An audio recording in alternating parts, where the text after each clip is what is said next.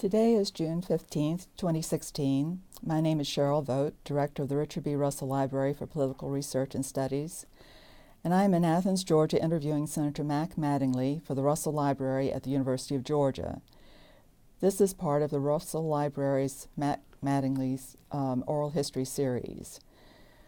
Other interviews have covered your Republican Party activities, Georgia national politics, and your Senate career. And we may overlap with some of that today, but this interview is really meant to be something that's asking for a more personal, reflective on aspects of your career. And then we're going to detail some of your post-Senate activities. So let's start by looking at your early years and tell me what it was like to grow up in Anderson, Indiana in the 1930s. Very good. Thank you. I appreciate it.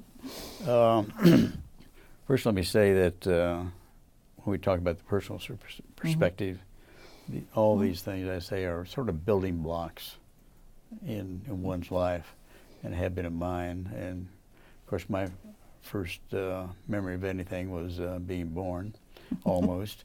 But and I recall at an early age, I had a brother at that time. He was 3.5 years old, and his name was Joe Martin Mattingly. He was the brilliant one in the family to really cover it. He was quite a young man. He was very brilliant. I admired him very much. He in his youth, I recall that he studied a lot, which I wasn't really given to studying a lot. But he studied very well and could remember things. It was unbelievable. And he spent a lot of time also growing up making models out of balsa wood and model airplanes. And later on, he would make model airplanes and put engines on them and would fly them remotely. And in this growing up period, and he was involved in sports. He used to play golf. And when he went to the high school and he graduated, it was almost a year before the war ended, and he went into the United States Navy and served on a destroyer at that time. And he didn't stay in long. I mean, after the war ended, they discharged everybody rather rapidly. And then he went off to Purdue University at that time and graduated with electrical engineering degree, and went on and did very well in the private sector in relationship to electrical engineering and different businesses like that. But the only disputes, we never had any disputes. We got along very well. Only one issue we had in life was when my mother demanded that we do the washing and drying of the dishes. And it was not at a flip of a coin, but he was larger than I was and decided who washed and who dried. So that was the only thing that I recall about him that I didn't really like.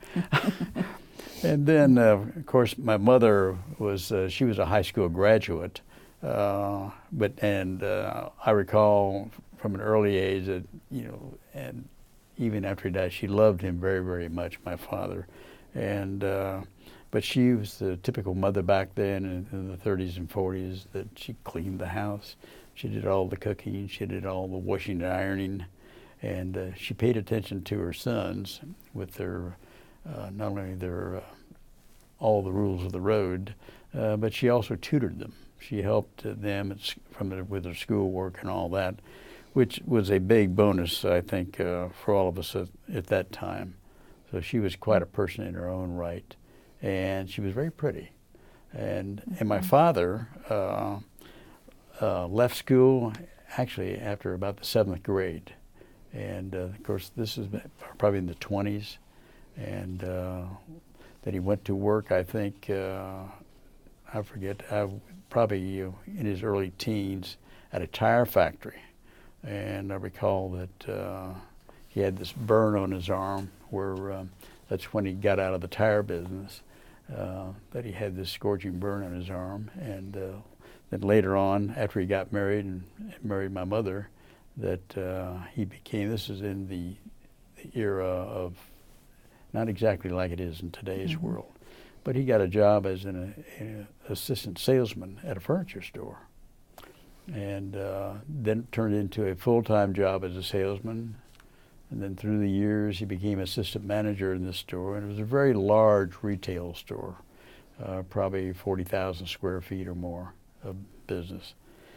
And then after he became manager, he bought the business and became the sole owner of this large business, this corporation. And but he was really the true spirit of really what an American entrepreneur is, and a businessman. And I think I got a lot of my background and what I was going to do in the future, and as far as how I like sales. And during that time, he would, later on, even when I was in high school, he would let me come in and work within the business under his observation. But he was a great businessman. So during that period of time in those 30s and 40s, that's the thing, what our family was doing, just the immediate family. But also this was the time that there were three main things that happened, I think, during that 30s and 40s period. One, we were living in a Great Depression. And this was, but the American spirit was probably more alive back then than it probably even is in today's world. But the American spirit was not stifled even by the Great Depression. And then the second thing that I think that happened that was changed the lives of everything was World War II. And third was the death of Franklin Roosevelt. And I bring those up because those all impacted, I think, not only my thinking, but what was going to happen in the future. So, and then I recall early on that when my brother and I were very small, that my mother and dad were going on a vacation to Louisville, Kentucky, and that we had gone there. They had taken us to our grandparents' house and to stay for the weekend, and they had this violent car accident, of which my dad was really bruised up quite a bit, and my mother was injured very severely.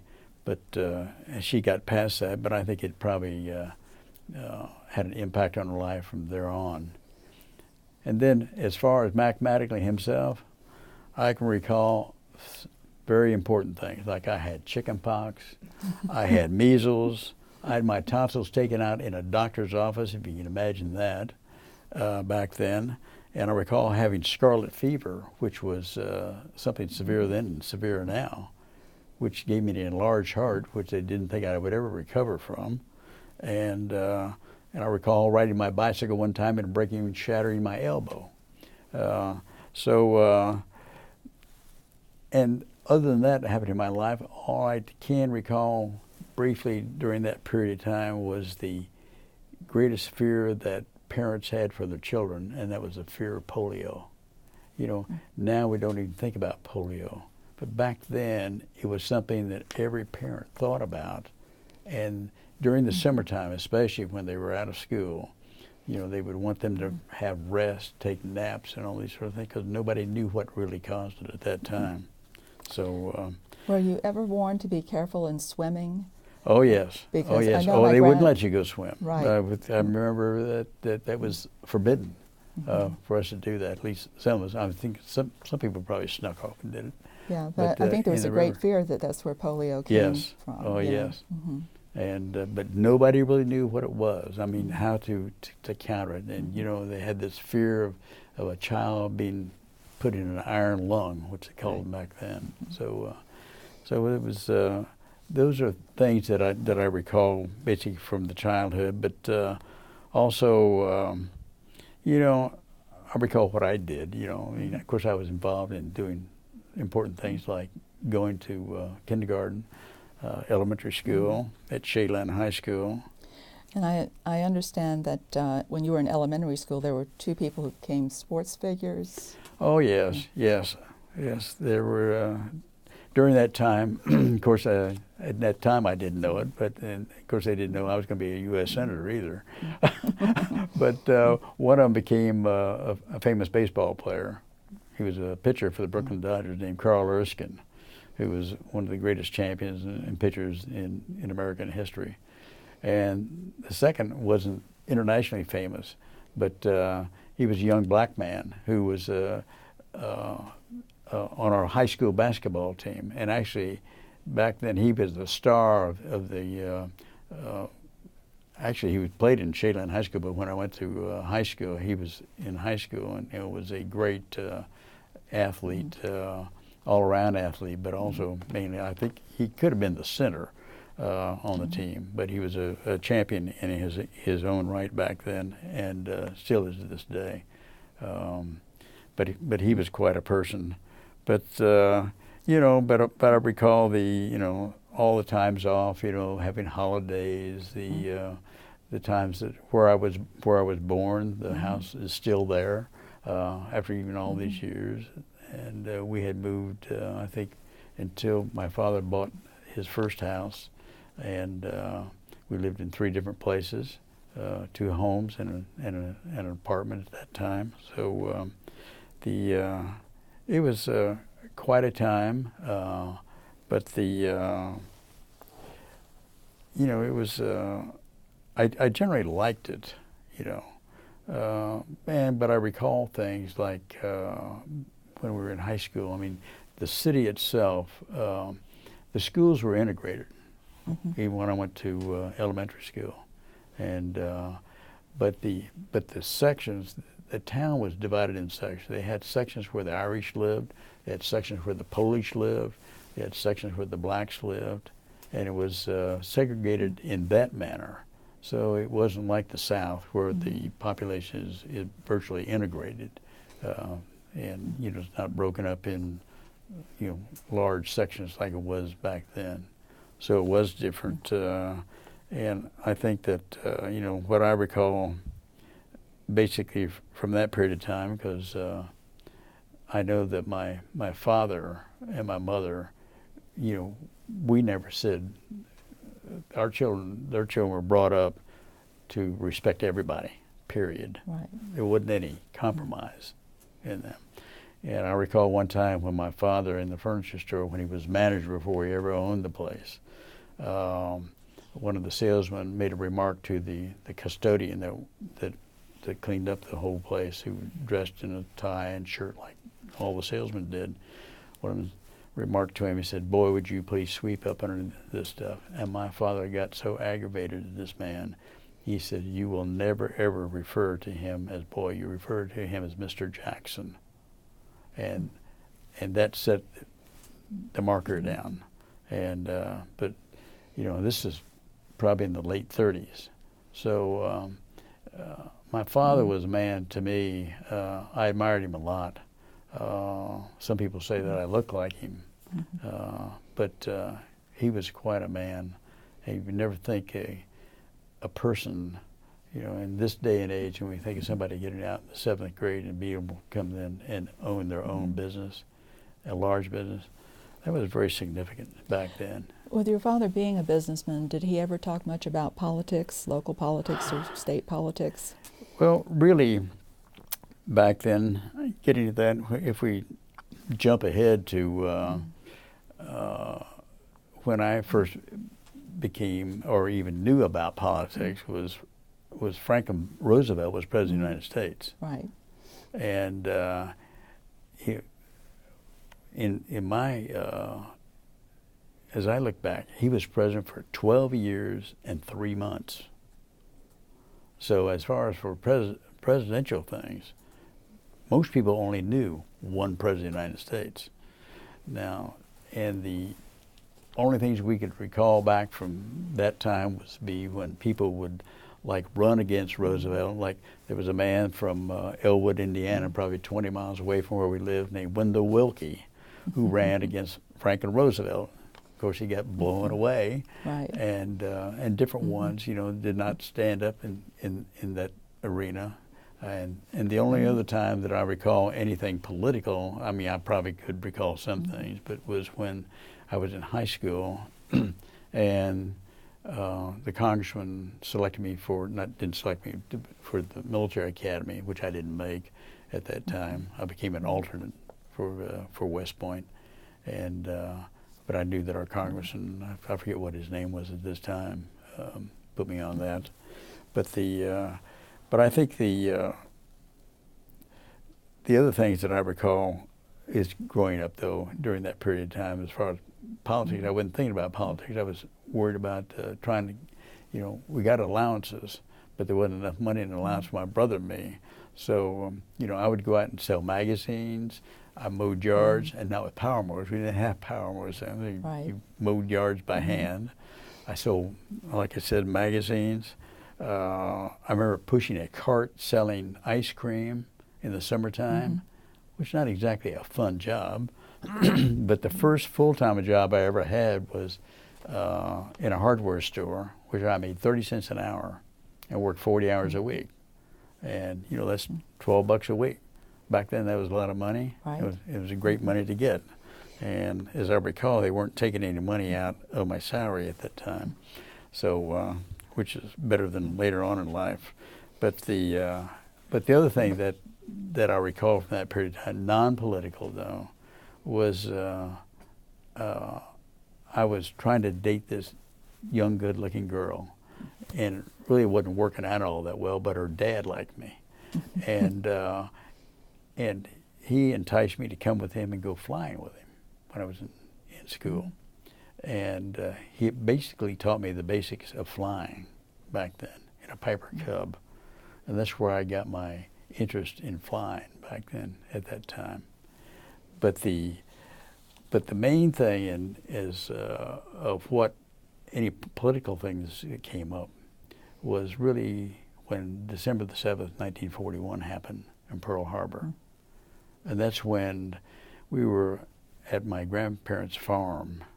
All the relatives were down there, and we just happened to have the radio on. That's when we found out about the attack on Pearl Harbor. Right. And that's when our lives changed, and America's lives changed, and everything changed. So the business of World War II had this impact on everybody. I recall that my grandparents and my aunts and some of them, there was a military base close by called Camp Atterbury in Edinburgh, Indiana. And I recall after the war had started and they started taking prisoners, it became a prisoner of war camp. And they used to work on these places. They worked on the farm during the daytimes and night times, and then they worked part-time at the military bases doing that work.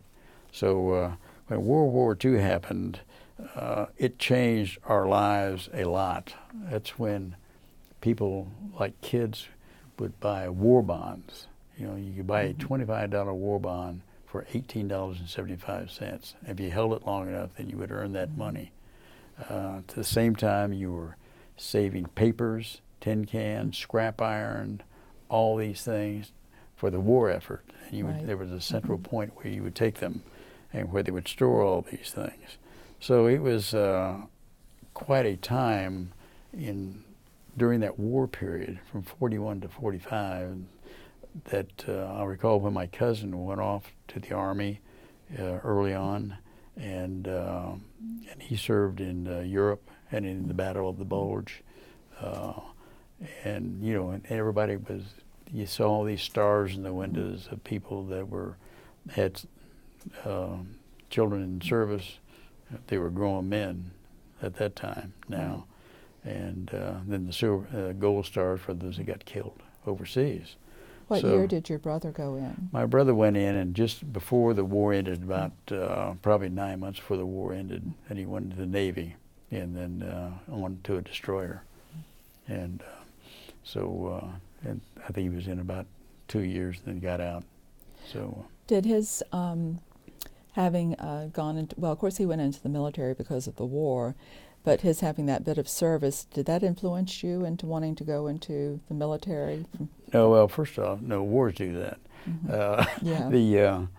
Never did I ever suspect that in 1941, when the war started, here I was 10 years old, that 9.5 years later, I would be in the military in a different war, and it was. The Korean War started in the 50s, and here I was in 1951. I was in the military, so, and not by choice, but I guess the thing that happened as far as politically, when you look back, is when I think it was on April the 12th, 1945, when Franklin Roosevelt died, that this was a traumatic event for even those that didn't like Roosevelt, whether Republican or Democrat. When the president, when he died, it was such a tremendous shock. It was like you hear the father of the country dying, or a close member of the family dying. This is exactly the impact this had on the United States of America. It was unbelievable, the impact. I think, everybody thought, what now? Where do we go from here? How can we proceed? Because all these things that happened during this period of time was with Stalin. You had Churchill and FDR, but Franklin Roosevelt was the leader of all this. And then people thought, how can we go on? And who is this guy, Truman, that people thought? Nobody knew who the Vice President of the United States was. They didn't know, who is this little short, squeaky talking guy that is now going to become our president? It was a tremendous impact. And, FDR was a great leader by any measure. But then Truman came in, and then Tom Dewey later found out how really good Harry Truman was when he ran against him. And Truman took over from FDR. And you talk about politics. This had a tremendous impact. Here's this little guy that nobody really had much confidence in after FDR, who was in his fourth term, taking over and then ending the war totally in Japan. And, the man was a lot taller than was expected. So. Well, when you went into the Air Force, had you gone to college before you went into the Air Force? Well, yes. I went to college. I had a great time. Actually, I really didn't want to go to college. I graduated from high school in 1949, and then all summer long I was diddling around like I would do. And my parents wanted me to go to Indiana University, and they had not been to college. And my brother had been to college, and so I waited till I think it was almost the end of August, and decided I think I'll go to Indiana. Which I felt my parents probably wanted to shoot me from waiting to the last minute. So I went to Indiana University, and I had a wonderful time. I knew they had books, but I really didn't look at them that much. And so I didn't do real well. So I decided I would, either get drafted or go into the military voluntarily. So I joined the U.S. Air Force because I wanted to fly.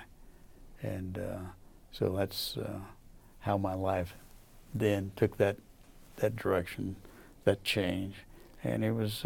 Did you actually go to Korea, or were you stationed somewhere else? No, I was stationed other places, several different places. You ask why a guy would, end up in Saudi Arabia. It just so, there was no war in Saudi Arabia. Well, after I went into the Air Force and went to basic training, which is probably, if you want to, back then at least was to me, and a lot of guys that I know when we went off to basic training, everybody's scared to death the first night. What am I doing here? And this was a temporary training base because they had so many people going in the military then. It was in New York, Sampson Air Force. It used to be a naval base. It was on one of the Finger Lakes in New York. And so that's where I did my basic training. I learned that everybody got up, supposed to get up at nighttime. You know, nighttime, I always thought you were supposed to be sleeping, but back then you'd get up about 4 o'clock in the morning and do all your training and stuff like that. And then I went off to Louisiana and to a tech school. And that's where I graduated in tech school, and I got my assignment. I was going to go to Dayton, Ohio, Wright-Patterson Air Force Base, and then I decided, you know, I guess that'd be okay. It's close to home and all that sort of stuff. So I got my pick because I was top of the class, and then some young guy over there, he was from Ohio, was crying. You know, I said, "What's wrong?" He said, "I'm homesick." He said, "I want to go home." I said, "Where you live?" He said, "I live in Ohio." I said, "Well, I'm going to Ohio." I said, "If you want to go that bad," and I said, "You can have my assignment." So I asked the sergeant if he could take mine. He said, "Yeah." I said, "Where are you going?" He says, "Georgia." I said, "Where?" He said, "Savannah, Hunter Air Force Base." I said, "Okay." That's how I got to Georgia, which is weird, you know, but that's really what changed my life, to be truthful.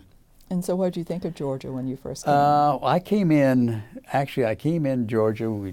Back then you didn't fly, you took trains, and took the train from Louisiana to Atlanta. Then they caught the Nancy Hanks to Savannah, Georgia. So I rode the Nancy Hanks.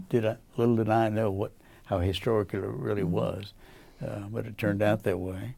And then when I got to Hunter Air Force Base, they finally assigned me. They assigned me to Headquarters Squadron. I was in the 2nd Bomb Wing at first, and then they moved me to Headquarters Squadron. And there were a bunch of guys, and I was the only PFC in there, private first class.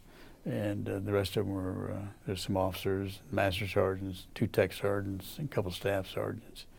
And then I wanted to go to flight training school, Air Cadets. And so I took the test for that and could not pass the eye exam, of all things. And one of the officers, and it was a major from World War II, Major Spencer, he was a command pilot, and he would then take me, now you can imagine this, at PFC, he would take me flying with him to do shoot landings down in Florida. From Hunter, we'd fly from there down to Florida and shoot landings. And then when I flunked he was trying to help me feel better. I'm not getting the Air Cadets, I guess. And then they tried to encourage me to go to OCS, Officers Candidate School, which I said, I don't think so. I said, I'll just stay an enlisted man, which I sort of liked. I liked the guys. And then I think in about the 10th month I was in the service,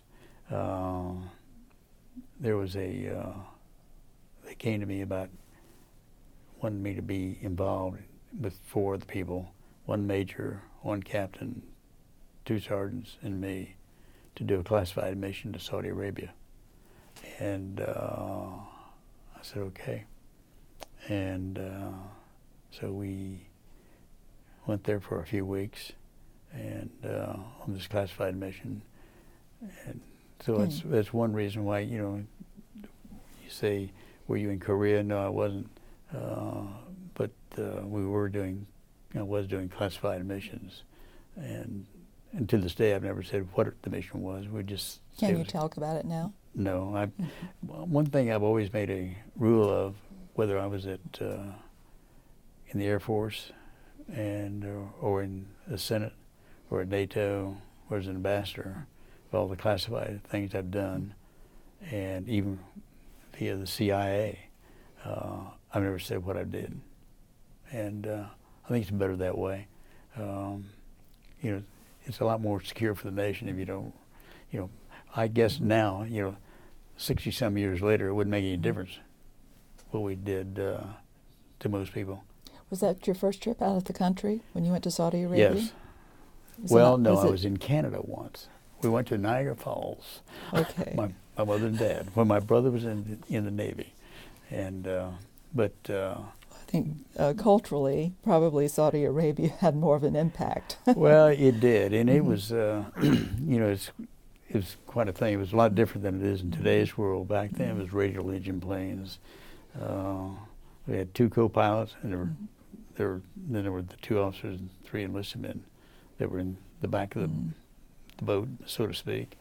And we flew from the U.S. To Bermuda to the Azores to French Morocco, which back then now is Morocco. Then we flew to Libya, Willis Air Force Base, and then to Dhahran Air Force Base in Saudi Arabia. And then we did what we did there for a while. And back then there was no air conditioning in cars or anything else, so you did what you had to do. But it was a good experience, and learned a lot. So, but it was. But I think when I look back about all that, all those things to me, what I've done either in the private sector or the military, the Depression years, World War II, the Korean War, and all these things, all those had an impact on me as far as, my careers either with IBM or my careers in politics. All of them had an impact on one another, and I think made you more of a really complete type person that I would like to see involved in public service. It's interesting that you said you were happy being an enlisted man, and then I'm thinking about making that trip to Saudi Arabia. Mm-hmm. It seems that would have enticed you in some way, but you just decided you didn't want a military career? No, I didn't want a military career. I wanted to do the service, and they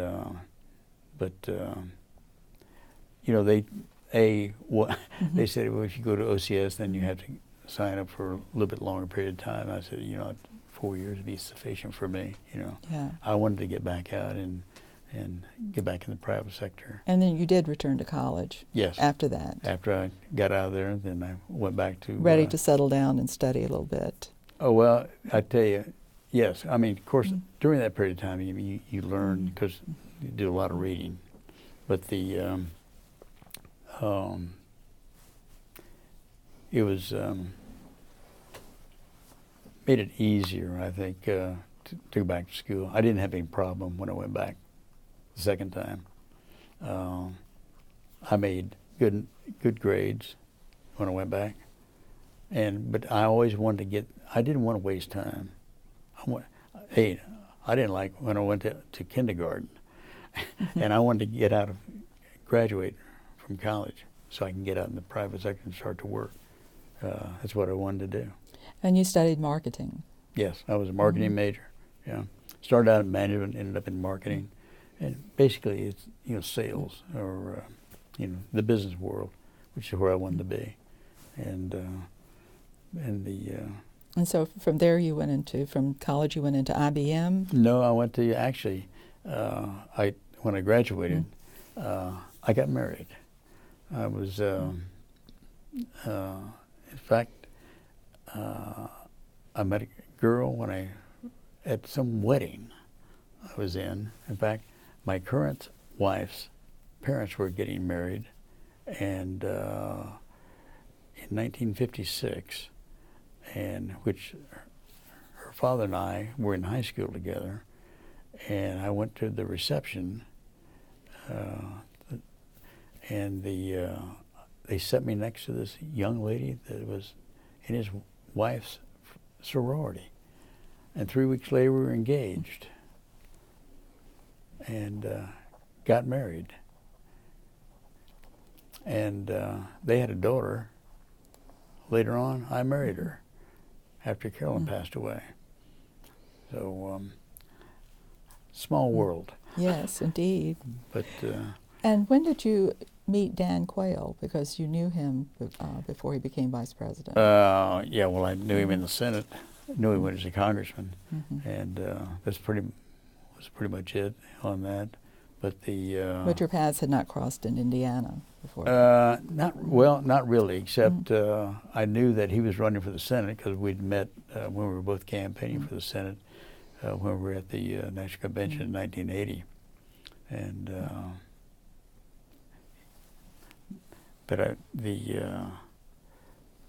but anyhow, I think all that plays together. You know, I mean especially I think the service in the military was a good training for me. Anyhow, it wasn't good enough where I wanted to stay and make it a career. Right. I had other opportunities when I was in the military. Before I even went to Saudi Arabia, they wanted me to become the aide to the commanding general there, and which I didn't want to do that. I mean, that's not what I wanted to do in life. Be a servant for a general. Yeah. It's so. So when you did go to IBM is what brought you to Georgia, is that correct? Yes. Well, yes, because when I left. Did you make a conscious decision to want to come to Georgia? Yes. Well, actually, when the first person I met when I came to Georgia in the civilian arena was a man named Herb Traub, who owned restaurants there in Savannah, Georgia, and we became lifelong friends. And I was godson to his firstborn, whom I helped get a job in the State Department, who is now retiring this year. Time flies. But actually, when I first left, after I got married and graduated college, I left and went to work for Arvin Industries for 2 years. And I asked them, I wanted to be in sales, and they wanted me in production scheduling. So I served worked for them for a little bit less than 2 years. I kept trying to get in sales. They said, well, we don't just think you're qualified for sales. So I made a trip to Savannah, Georgia, because I wanted to go back to Georgia. And I had a wife and a 3-month-old child, and I was ready to get out. So I went down there looking for jobs, and I walked into an office, several offices, but the last one I really walked into was an IBM office on a Saturday in Savannah, Georgia. And I said, I understand you might be looking for some salesmen. And some guy, only one person was there, and he said, I want you to meet the manager. He said, he'll be back. He was out playing golf. He said, you need to meet him. And I met him, who later became a lifelong friend of mine, named Ted Hewitt. He had been in World War II and also during the Korean War. So, and all our sales guys that we had back then, everybody had been in the service. And so we all had sort of the same connections. But anyhow, he said, I want you to get involved in sales. And I did. And then my final interview was with a regional manager in Atlanta, Georgia, who was from Mississippi, named Tom Whitson. And he was a real Southerner. And he said, what makes you think a Yankee can sell IBM equipment in the South? I said, you give me the chance and I'll show you. He said, I'll do that. And I did. And I sold a lot. So I was good at it. And I like sales. So it's surprising what makes things happen in your life. It's, one company thought I should be good in production scheduling. I didn't want to do that. I had too much of that in my blood from my father about sales. And I knew that was the arena I wanted to be in. And I was good at it. And later on, of course, I bought my own business. And so it's I think I had some of that entrepreneurial blood that my father gave to me a long time ago that worked through me. When you were first starting out your life in St. Simons and the Glenn County area, did you have any thought or pay any attention to local politics then? Oh, yes. It's, I tell you how it all happened. It was, my territory was, first off, I was living in Savannah for the first year, and then they had which was the branch office, and this was a sub-office in Brunswick. They had one person there, and then when I came there were two. And one was in service, and I was in sales. And one of the first people I met there was a guy named Tony Alimo, A.A. Alimo.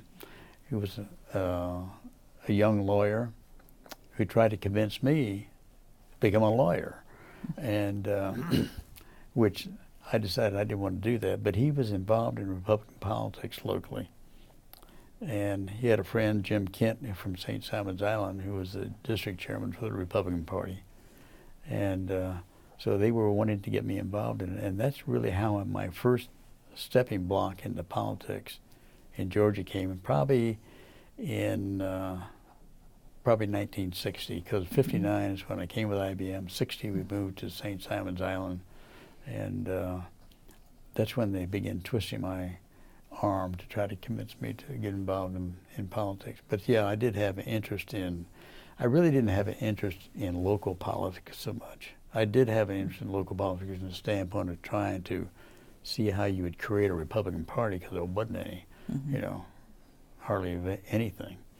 And so, you know, my focus was on, you know, mainly the federal level, but also trying to build up the state at that time.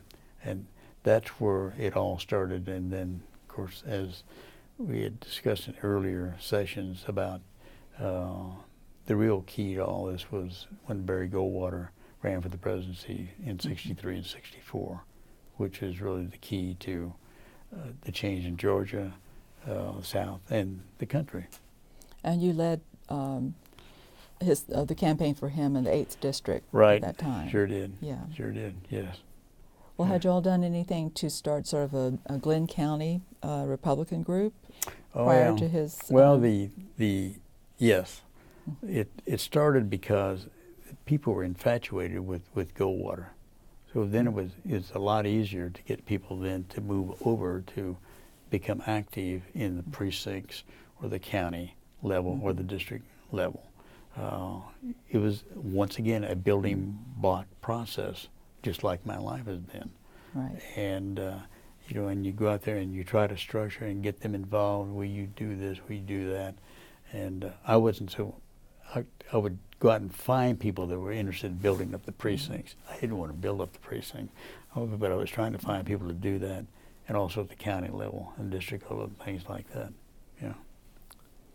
You were active in building the Republican Party for nearly 20 years before holding elected office. So during that time, when did you really begin to consider politics as a career? Was it a conscious decision, or just evolve? Or it's sort of evolved. The first encounter, as far as elected office, I mean, irrespective of the other arena of trying to build a party structure, but as far as elected politics, really started thinking about it in 66.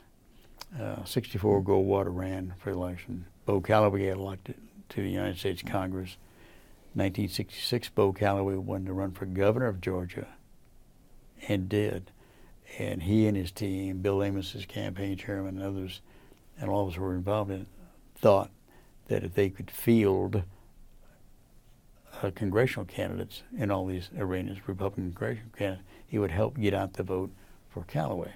And we might, by luck or whim, fortune, might win something. And so that's when they talked people into me being one of them. With myself, I remember Roy Simpkins and several other people, G. Paul Jones out of Macon, Georgia, all decided to run for their different congressional seats. And of course, that was the same time that on the other side that they had Bo Calloway was sort of a shoe-in because he was going to run against Ellis Arnold. And of course, in politics, it's like anything, even in business, the dynamics change.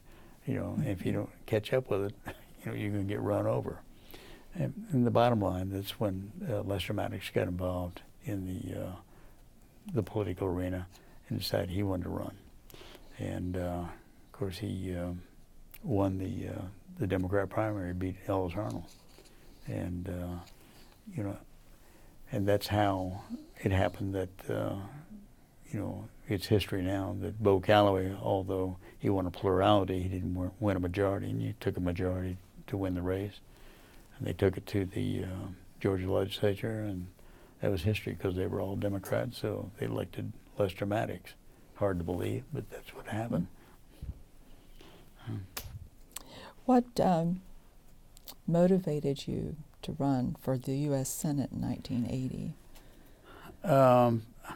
First off, I had progressed in the party from being, as you recall, the 8th District Congressional Chairman, 8th District GOP Chairman, Vice Chairman of the state party, involved all around the state in helping people run for office and raising money, et cetera, and all that. And then I decided that I would become run for state chairman of the Republican Party. Probably in 1974, they kept trying to get me. There was Coverdale, Gingrich, a lot of them, Bill Amos, Callaway, and these different ones were trying to get me to run for state chairman, which I did. So I ran for state chairman and won, and was state chairman for 2 years, from 75 to 77. And in May of 77, when that term ended, I was still involved nationally with a lot of people in politics. But and then in 1978 is really actually when I began thinking about running for the Senate.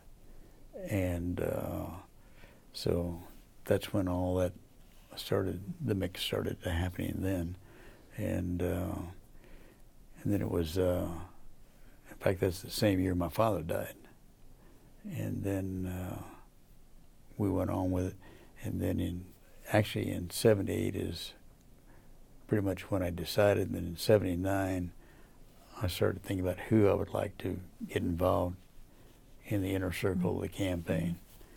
And then, so the decision was finally made in January of 1979. This was after I had been involved with the races in 74, 76, and 78 with Gingrich. He lost in 74, lost in 76, and he won in 78. So he and I met in Washington, D.C. in 79, January of 79, along with about 4 or 5 other people that I had. Some people, a woman called Wilma Goldstein, a Jewish gal from D.C., Russ Evans from Connecticut, Mack Johnson from St. Simon's Island, a good close friend of mine, Buddy Bishop, who had been involved in Republican politics in Georgia for years, and I said Newt, and we sat there and discussed it and went through it, and Newt, of all people, one who couldn't raise a nickel until I sort of taught him how back in 76, said, do you have enough money set aside, to last you for a year and a half? I said, I've already got that all figured out. I said, because I knew what I needed to do. And so that's when I made the decision that I was going to run for the United States Senate then. And I felt that if, we'd all figured it out, that doesn't necessarily mean it's going to happen. That it would take 18 months, because I knew it would take at least 18 months of my time, full time, except for Sundays, to make it work. And so that's why you lay it out. You can't just decide on one day that you're going to run for something and expect to get there. Back then, especially then, because the structure wasn't there like it is in today's world. And I want to ask a really personal question here too, is that this, I want to ask about your family, because Carolyn had to make a decision to support you in this endeavor. And so how you became a political family in a sense. So how did that work? Because I know later she got really involved once you were in office and actually was doing some things herself. Let me say one thing to jump ahead. When I look at what makes things happen, you know, friends, mentors. When you look at mentors, I've only had 2 mentors, basically, that made my life. One was some person called Carolyn Longcamp. The other was one called Leslie Davison, which I lived with for 58 years. Now, and that's full-time living. Nobody else involved in my political or business career had ever been with me for 58 years. So those people know me inside and out. And that's who you are, your real consultants. And that's where you do all your planning. And if they're not on board with what you do, you're not going to succeed, or I wouldn't have succeeded in the business sector, or I wouldn't have succeeded in the political sector if it hadn't been for them. Now, all due respect to everybody else I've known in politics, and I've known a lot of people, you know, from all my life. And, you know, and they were all great people. And they all meant a lot to me. I mean, unbelievable things they've done for me. But none could have done what those 2 people did and are doing for my life. I want to sort of set the stage for your Senate years, because this has been covered in greater detail in 2 or 3 other interviews that have been done for us. And so you were the first Republican from Georgia since 1871 when you were elected in 1980.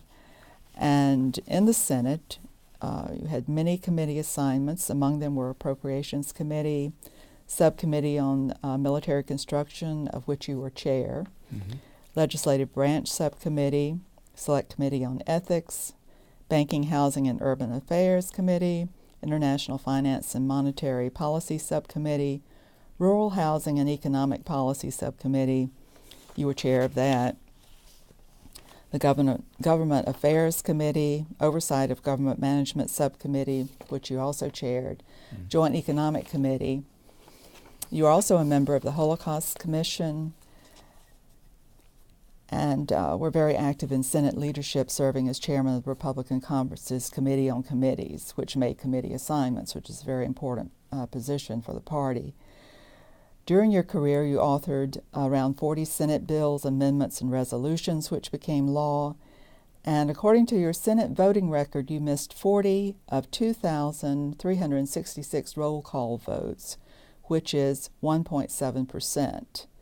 This is better than the median of 5.7% among the lifetime records of senators serving in October of 1986. So that's an excellent record for being on task.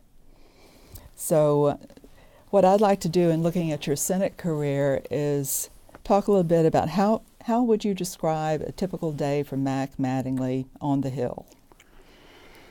Early. That was probably one mistake I made, but probably is coming in too early. But it was a good time to get things started and read things also. Did you find anyone else there early? Yeah, Woody would be there. She would always be there, Miss Woody Woodward. Your office manager. Yeah, well, she was more of a chief of staff type and had sort of coordinated all the legislative activities. But the day in the life of it is governed by schedules.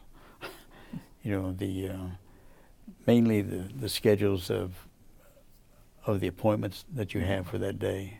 You have 2 schedules basically in your office. One is for your home state of Georgia. The other is for D.C. appointments, because you're rationed in 2 different areas. We went back to Georgia 3 weekends out of every 4, and on the recess periods. The rest of the time was spent in Washington, D.C., and that was done by your scheduler in Washington, D.C.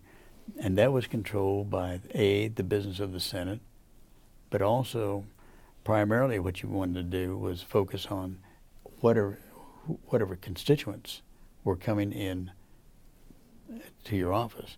They would either call or write letters to make appointments, or they would, people in Georgia, our staff in Georgia would call in also appointments for people to come by.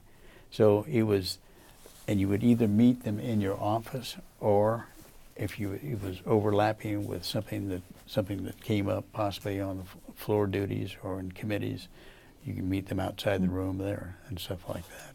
So it was, a lot of your schedule was governed by that. But what we did functionally for our state and for the country was governed by the committees that we were on. But principally, it was governed by the Appropriations Committee. First, the most powerful committee on Capitol Hill, probably the two most powerful committees, is the Appropriations Committee or the Finance, they call it in the House, a Ways and Means Committee for taxation. But appropriations is the funding. And this covers everything in the federal budget. And this being on the Appropriations Committee, I think the only other senator that I recall that was ever on the Appropriations Committee was Richard Russell toward the end of his career. And he left the Armed Services Committee in order to get on that because it was the most powerful. And I was just fortunate that when I went to the Senate, there were 16 new senators, a lot of committee assignments. You know, when they went around the room to pick committees, you know, I was fortunate to be able, there was a slot for appropriations, which I took. There was more than one slot on there. But this opens up, I cannot recall all the committees, but if you recall on the Appropriations Committee, we could control defense spending, health and human services spending, transportation spending, legislative spending, military construction spending, spending for the Interior Department, spending for agriculture, which was important for us, and several other areas, something like 12 different areas of the federal budget. And when I got over the Appropriations Committee, even, you know, at that time in the beginning, the Georgia farmers thought, you know, this is a train wreck for Georgia because nobody's on the Agriculture Committee. And, you know, Senator Talmadge had been chairman of the Agriculture Committee. But where the money was where I was, on the Appropriation Committee. So the authorizing committee can authorize whatever they want, but they can't get anywhere unless they get the grease on the wheel from the Appropriations Committee. And that's where I was. And when they found out, which a lot of people, the political people in Georgia knew that when I was on the Appropriation Committee, that it opened up a ton of doors for Georgia. And it did. And it helped Georgia.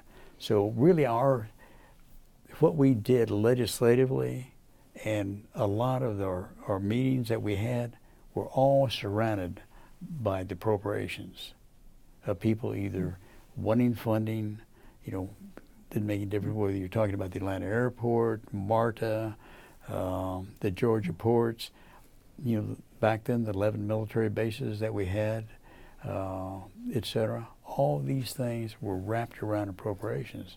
So this sort of dominated what we did there in respect to our daily work and when people came in the office and were looking for things. And of course, there were other things that they were involved that they were looking for assistance on also. I know you worked closely with Senator Nunn, your Senate colleague, but how much interaction was there with the rest of the Georgia delegation? We would have meetings occasionally with the whole delegation. Now, and you know, the only problem with the whole delegation meeting, you know, nobody's off at the same time, Right. so you can't get, you know, however members you got. Like in today's world, it'd be 15 people, 13 congressmen and 2 senators. trying to get 15 people together at one time is mission impossible. So you meet in smaller groups, or you use the telephone also, because you could assist. Like Bo Ginn, who was a congressman in my district, who was on the Appropriations Committee, he and I talked a lot because we were working on similar type things. But we would converse in respect to legislative things that would involve somebody's congressional district.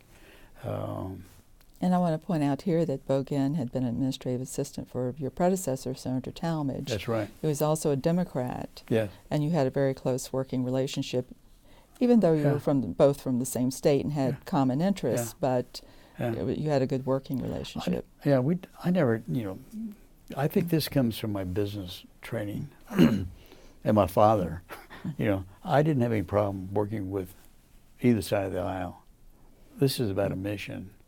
Basically, if you want to get the job done, somebody needs to get something done, you need to talk to everybody. I even do this in today's world outside of the Congress. You need to talk to both sides if you're really ever going to accomplish anything. But we would work together, and of course Sam and I would work together things on the floor of the Senate, like we worked on the C5 and different things, the issues that would come up. Yes. I know we've probably had this discussed in a couple of the other interviews before, but I'll bring it up because I'm very familiar with your work on the line item veto from your papers, not being so much aware of it at the time it took place, but from looking in the papers. And what really struck me in that, and I think I've said this to you before, is your work with the other side of the aisle to try to pass that piece of legislation, and the length of time in which you were working and making inroads and trying to pull that together. I was very impressed by that. Yeah. You want to tell a little bit about behind the scenes of working on that? It's just that you go one-on-one talking with people. It's because I had a different approach than they'd ever used before. All prior people tried to do it by constitutional amendment, which I thought was a waste of time from a standpoint because it would take too long. By the time you pass it in the Congress, the President sign it, send it off to the states to approve it, we'd all be too old to see it or dead, see it ever implemented. So I tried to do it by statute, by a trial basis. And so this was a big selling point that was helpful in getting even those that were wary of the line item veto to co-sponsor it and to help in it. That's the reason why we attained the 59 votes that we did on the issue. And well,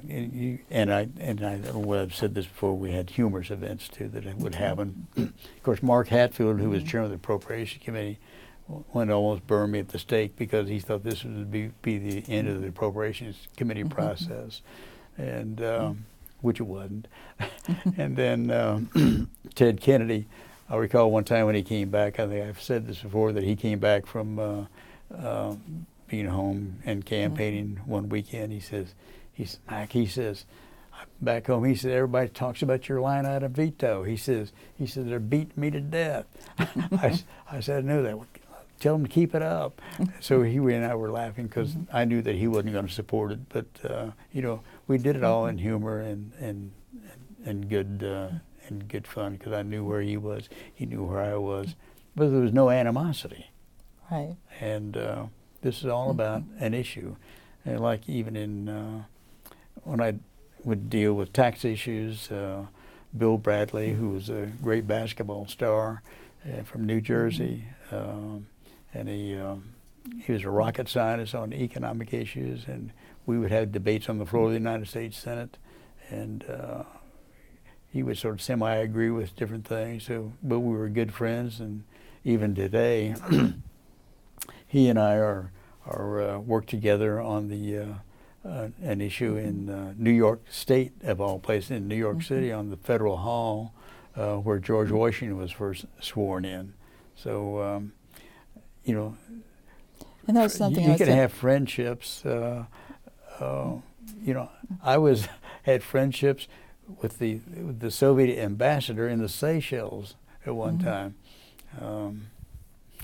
Well, I was going to ask you, who in the Senate would you have considered really your friends, not just your colleagues or mentors or whatever, but your friends that you would have carried, outside of that venue? A ton of them. The number one would be Senator Ted Stevens from Alaska, who's now deceased, who was actually born in Indiana. Interesting. Yeah. And who was a member of the Flying Tigers in World War II, before World War II. And but he was a great friend, and have to say Barry Goldwater, Bob Dole. There were just a lot. Ed Zorinsky, Scoop Jackson from the state of Washington, who's now deceased, but it was just a super person. I think one thing I was remembering about Ted Stevens is I think he was mentored by Richard Russell. Yeah. When he first came to the Senate. Yeah. He's spoken highly of that. Yeah. Yeah. He was quite a person. Did you think Stevens is one of your mentors when you first came? Because he had been there longer than you. Who, Ted? Uh-huh. I guess when I first got there, I probably didn't know. I had met a lot of the senators before. I knew like Bob Dole from before. I knew Bill Brock, from Tennessee, and some of the others. I did not know Ted Stevens before I got elected, but we immediately became fast friends when I got there. But I can't, just offhand recall all the senators that I knew from the past, but they were. But I never met anybody I didn't like, though. We got along well. I think that comes, though, not from engendered by the political arena, but more from the life experience of growing up by your parents, by your brother, by the people you meet along the way, by Leslie, by Carolyn, especially them. But it has an impact of how you deal with things.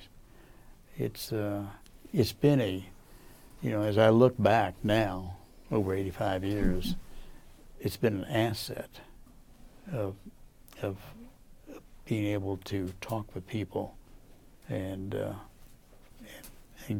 help get things done for them, or answer questions for them. What would you say you miss most about being in the Senate? I'd have to think about that. I think the ability to get things done, we were able to accomplish a lot of things.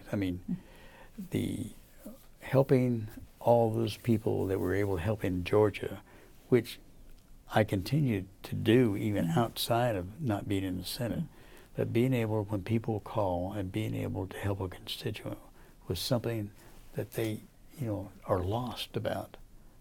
We encounter this, Leslie and I encounter this all the time now, that people call, whether it be something about Social Security, whether it's something about disability, or how do I find so-and-so, something in military issues, being able to do those things, and you're able in the Senate to be able to make a lot of things happen, but taking care of the people, constituents. You got 10+ million people in the state of Georgia, and some people got problems that, they don't need to hire a lawyer. They don't need to hire a consultant. Right. Actually, their paid people to take care of them are elected, the congressmen and the United States senators. And they can do those jobs that at no expense to that constituent. And I think sometimes... But it gives you a good feeling to be able to, and you're not going to solve everybody's problem. And they're aware of that too. Most people are. Right.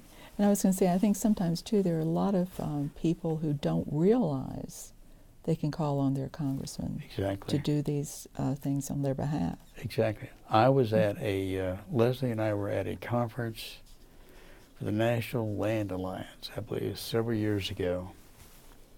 And they had this, and we were there as guests from the Puerto Rican Conservation Trust. And this issue came up about we need to get our senator or we need to get this congressman, but, we don't know what to do. We don't know where they'll come. So I got up, I just stood up and I explained it to them. I said, look, all you have to do is pick up a phone and don't complicate it. All you have to do is call their aide, or if you can get them, that's fine, and say, I would like to meet with them either in Washington, D.C. or when they're back home. And I don't care when, just let me know when, and they will meet with you. That's all you have to do. I said, they're just a phone call away. And generally speaking, they're in every town publishes in the newspaper the telephone numbers of your senators, your congressmen, your state representatives, all of them. And they said, we never thought of that. And this is on a national organization. So it's not complicated. So, but you're right. People don't think about that. They think that this person is something that's sort of out of their reach. Right, almost. removed. And totally removed. And, but that's, I think most people that are in Congress like having this task and be able to do it. And that's, and that's the reason why they try to hire good staff in order for, because they're out there in the field and they can help take care of that. But when you take like a state of Georgia, you see you've got 10 million people here. We've got 13 congressmen and 2 senators, and they probably got totally, probably in the state, all of them, 50 people in the state, maybe 100 people divided into 10 million, I think people have forgotten really what representation is. Yeah. And I think that through the years that the media has made it to where it's not friendly. They portrayed it as friendly. Now, that's not to say that the federal government is user-friendly, because the federal government is not user-friendly. Right. And the way to make it user-friendly is through your congressman or your U.S. senator.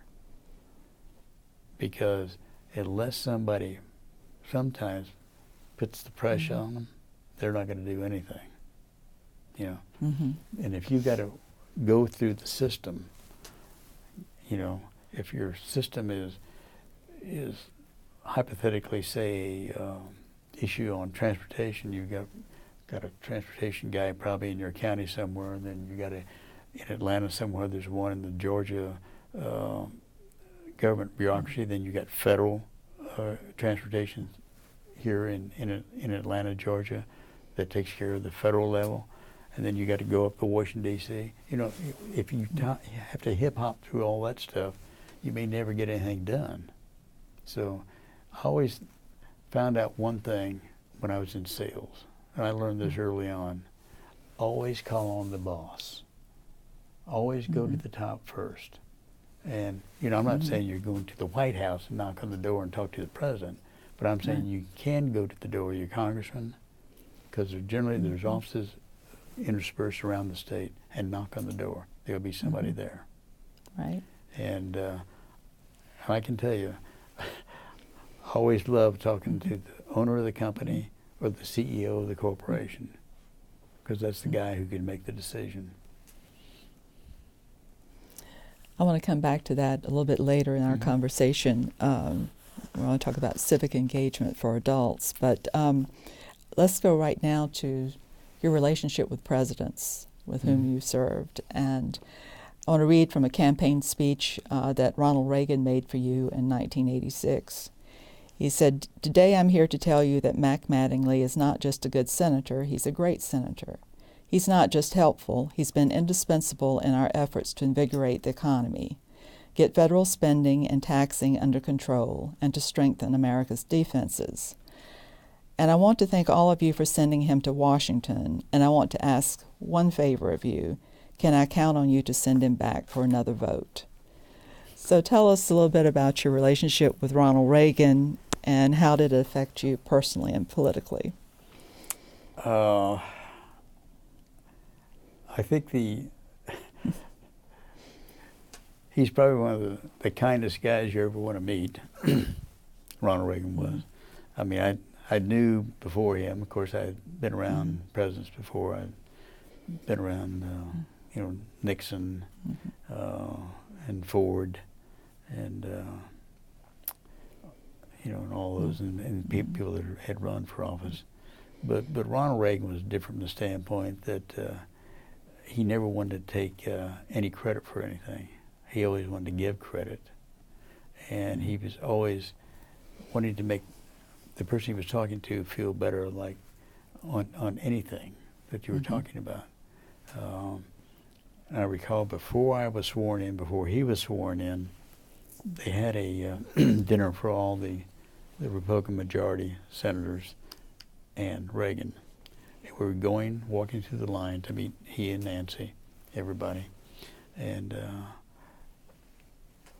I walked up to him and he says, "Mac," he said, "good to see you." He says, "Your coattails weren't long enough to get me across the finish line in Georgia." So he always had something to, that giving credit to me, and actually, it was the power of him and the disapproval of others that helped elect me in the first place. But he was quite a person, and I dealt with him not only on the issues of the line item veto, but in other arenas like aid to Iran, to the freedom fighters in Central America. We did a lot of things on AWACS, defense issues, et cetera, et cetera. It was in 1987 that he appointed you Assistant Secretary General for Defense Support for NATO in Brussels, Belgium, and in 1988 you actually received the Secretary of Defense Medal for Outstanding Public Service. What were your duties and responsibilities while you were at NATO? Well, staying alive was the first thing. The back then it was a hot Cold War with a lot of stuff going on. 5,000 Soviet tanks on the border of the Warsaw Pact countries. They had a lot of nuclear weapons that were involved, that were there. We had, as far as NATO itself, the international staff, there were 4 people like myself, Assistant Secretary Generals, along with the Secretary General, and the highest rank American was my task at NATO, being Assistant Secretary General for Defense Support. I understand this was like the rank of a 2-star general? Actually, 4. 4-star general. Yeah. Okay. I never got 4 stars, but I mean, that's, so you got your military career after all. Well, they were still thinking I was a senator, so they were still in shock. But but as far as at NATO itself over there, it was we dealt in a lot of different things, of course, and visited a lot of different countries. Had a lot of security. There was a lot more security in NATO than there was in the U.S. Senate. Probably of all the tasks I've done, I probably had less security in the U.S. Senate than anywhere else. I mean, we had security at our home. We had security at different spots all through the headquarters there. 3 different levels of getting into where the final arena where I operated out of. And I had 4 directors, 2 French, 1 German, and one from the Netherlands, 112 people from, about 115 people from 12 different countries. And we dealt in air, land, and sea issues, all command and control, communications, intelligence, but all the air defense, and all the, the weapon systems were all, not all of them, but some were just conventional, some were dual capable, as we speak, and carried we had security clearance called, very few had them, called automno-cosmic. Don't try to get me to explain that. Basically what it was is both for nuclear and other things that we had. So it was, and it was quite an experience. And whenever you travel, it was, no matter where you went, you had security. Any other countries, there were a lot of protection given. The one that was most humorous, because there's always humor even in wartime, was when we were in Rome, and my wife and I were coming down the steps and coming down to the hotel lobby, and here were all these people from Georgia, from the Georgia Automobiles Association, along with, I think, the National Automobile Association. They said, they were so happy to see me and all this sort of stuff. They said, "Senators," and said, "Mack," he said, "Who's that up here on that floor? There's got all those guards standing around him." I said, "That's me." Really? What are you doing? It was sort of. But anyhow, it was heavy stuff there. If they put you up on a military installation, it was different. Like in Turkey, sometimes we stayed on military places, which made them a lot more secure.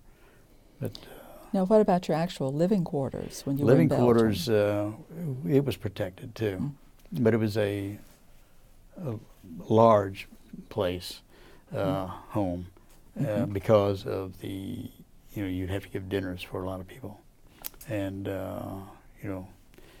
so it was structured that way that it was actually bigger than the ambassador's house, but it was really neat, and we had a lot of visitors come when we were there from former senators. Current senators would come over, and some would stay with us, some would, but they would come there also for dinners. And guys in the Congress, House of Representatives, people that we knew from the past would visit over there. But it was mainly structured for that. And when one time the Vice President came, he was coming to NATO, Dan Quill, in fact, who it was, and he wanted to stay with us. And of course, the ambassador and everybody wanted to stay with him. It's up to you. So he told him that, no, I'll stay with Mack. And finally, some of the people called our office said, "Would you please tell the senator that we'll give him an invitation to dinner over here with us if he'll let the Vice President stay with us?" I said, "Just tell him we're not in charge." So there's always humor to go around in some of those things. But the other incidents that would happen over that had a lot of fun to them was I recall because we'd have Secretary of State come, we'd have Secretary of Defense come, then we had presidents of the countries come, and I recall when Reagan came, and here we are, we're sitting in this massive room with all the 16 nations, all the presidents sitting all around them and all this sort of stuff. And the last one to walk in was Ronald Reagan came in, and Jim Baker was with him, and Colin Powell. And Ronald Reagan walked up to me, came over to me. We sat down first, then he got up and walked over to me, didn't walk around any of the other leaders or the Secretary General, came over to me and had a long conversation, and all these guys were sitting around this table in shock. Who's this guy talking to this other guy over here? They knew Ronald Reagan, but they didn't know who I was. So, but that's the kind of person that he was. So, going back to discussing Right. what kind of, and In but- your papers, there's a wonderful photo of a NATO meeting, of you at a NATO meeting, and Reagan and Margaret Thatcher are standing behind you. Do you remember that occasion? I think I do, yes, yes. And Maggie Thatcher was quite a person. And I recall, after once the wall came down, we started extolling on things that made things happen. And when I look back, what made things happen was Ronald Reagan, Maggie Thatcher, and Pope John Paul. They made, they were very instrumental in bringing a conclusion to the Cold War. It was quite a thing. And speaking of Maggie Thatcher, I recall that I know Carolyn never met her, but Leslie and I worked together with Maggie Thatcher not too many years ago, and it's quite an experience. She's quite a lady. One of the big issues while you were at NATO was the question of its expansion, and you actually were a co-signer on a resolution about that expansion. Would you tell us a little bit about that? Well, once the Cold War was over, we thought that the mission, the treaty for NATO, which was established in 1949, that it had been accomplished. Therefore, it was done. The West had won. The Soviet Union had been demolished virtually and financially, and the Eastern European countries were in disarray. So, actually, the function of NATO was over, in my opinion, and that what I was striving for, if they wanted to retain a NATO, then they need to get a new treaty to represent what current day events were. And, that has not happened. In fact, they expanded NATO, and they took in these small countries which have no money anyhow, and to provide for the national defense, and they haven't got the finances to provide for the national defense. And I also thought at that time that, I think it's even proved to be true through the years, is that it was did not assist in the relationship between Russia and the West, I think. Nobody will ever know because you can't relive those eras. But in my opinion, it was the wrong thing to retain a NATO, that if they wanted something new, now, without getting into all the details of it, there was something called the Treaty of Rome, which all the European nations had belonged to for years, even prior to a NATO, which was a military structured type force, which could be used. But they needed to relook the thing and think about it more in depth, rather than have a knee-jerk reaction, I think. And we were talking earlier about that NATO now has about 27 or 28 countries that are involved, that are actually members, and it's gone beyond being North Atlantic to actually bringing in Mediterranean countries like Greece and some others. So that's Greece, quite an expansion. Yeah, right. Yes. Well, you were appointed as ambassador to the Republic of Seychelles by President George H.W. Bush in 1992. And were you familiar with the Seychelles before you got that assignment? Absolutely not. All I recall is that I remember when Bob Dole and Ted Stevens, some of them were wanting to get me involved in something, and so was Bush, and And then they said about this ambassadorship, and the first guy to find out about this was a guy named Tom Pickering, who's renowned in the State Department, great guy. And he was going to India. And he called me. He says, Mack, I understand you're going to the Seychelles. He said, yeah. He said, would you like to trade and take my assignment to India, and I'll take yours to the Seychelles? I said, well, tell me, Tom, what do you know about the Seychelles? He said, well, it's got the greatest scuba diving of any place in the world. I thought, I don't think I want to trade with him. But it turned out to be a little bit more than that. It was because, I think mainly because they picked the Seychelles, was because my involvement with NATO, my experience in military in the Senate, and my military background. Because the Seychelles at that time was it was the lead tracking station in the world. I forget exactly how many there are. I think there were about 7.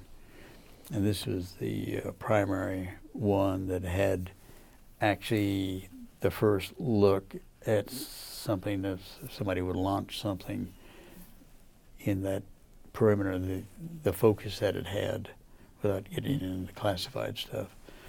So, and it was operated by the U.S. Air Force and some private sector space control people. And the reason why, basically, I mean, that's the reason why the ambassadorship was there, because there weren't that many people there. But our section, the ambassador section, the people who operated the station didn't even understand. They didn't have the codes. We had all the codes. We gave them different codes all the time, so nobody ever knew what they were. So, and then it would be transmitted back to the United States. So, and it was when I went there, it was, of course, at one time the Seychelles was a French colony. Then it became a British colony. In 1976, it became independent and had a free election, elected a prime minister to head it up based upon the British model. And the guy went back to Jim Mankham, who was the prime minister, president, went back to England for a visit. They held a coup, and the communists took over. And that's when it became a communist nation. And it was basically a communist nation.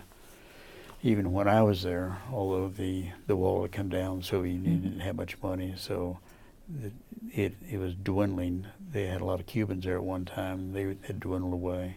KGB was still around in Seychelles, mainly because of the tracking station. The Brits had a radio station there, and but it was well positioned for what we were doing there. It was later on moved to Diego Garcia, which is about 1,000 miles away after I left. And but it was, not that all that much happened except for this is the first time they ever held a free election when I was there, and we had a lot of issues. We didn't, but they did, with trying to establish the Constitution.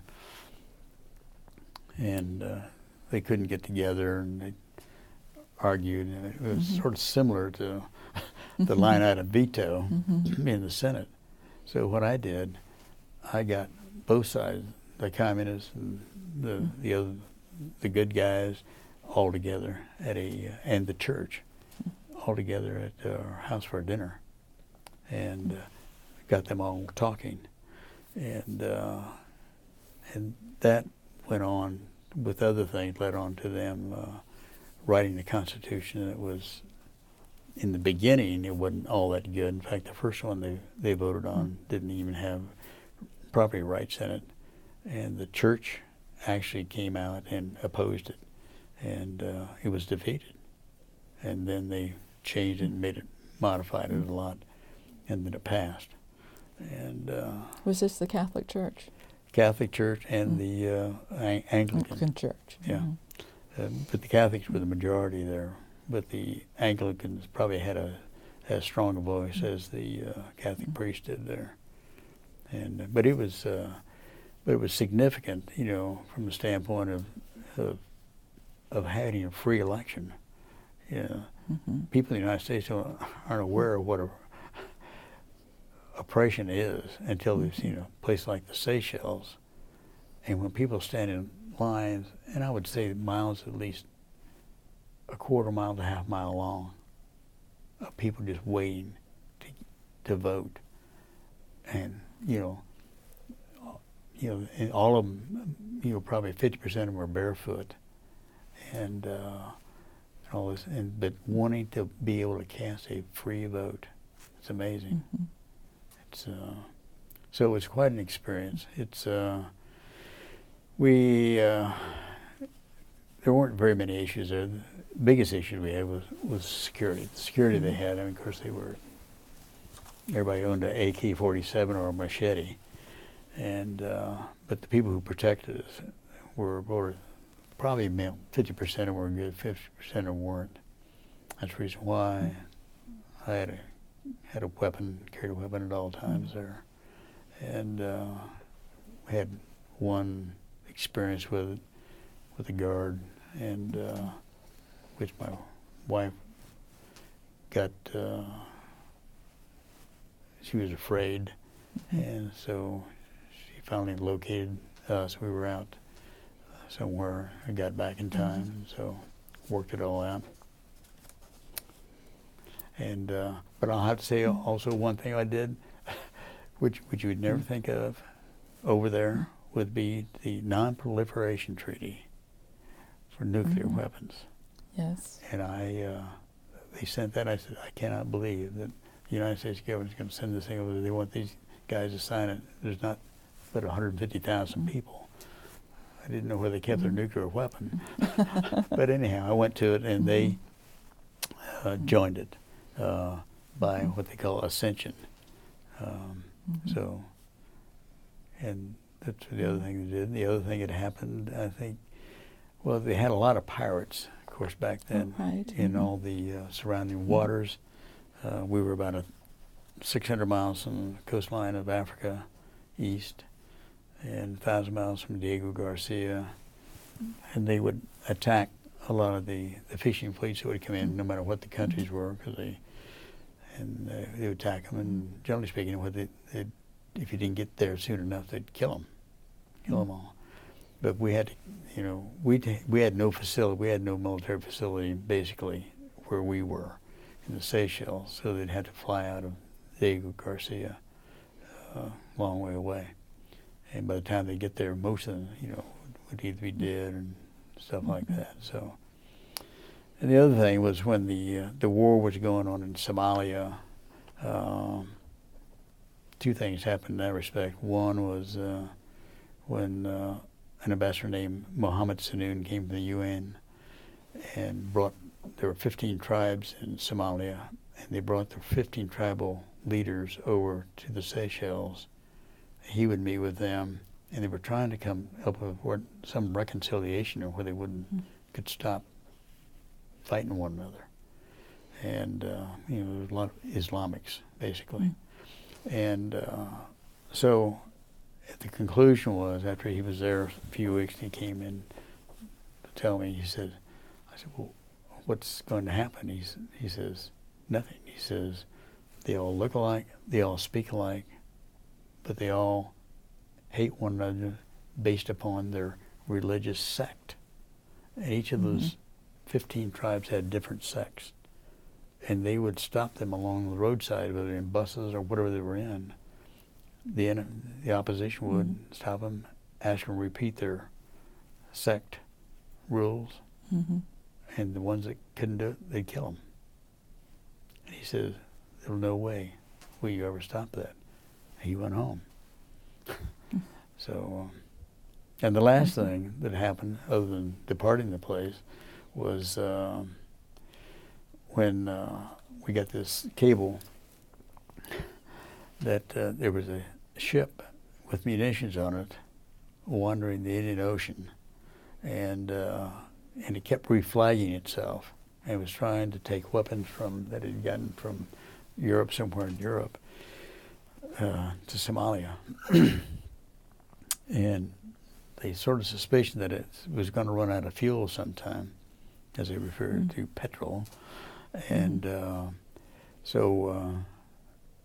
and of all the places where that thing could run out of fuel, it ran out of fuel in the Seychelles, where we were. And that was the last day I was there. And then I sent, because I was getting ready to board a plane, but we had it all set up to where my number 2 would then board and occupy the ship with some of the military people in the Seychelles. So that was the last thing of, at least the weapons didn't get there. Right.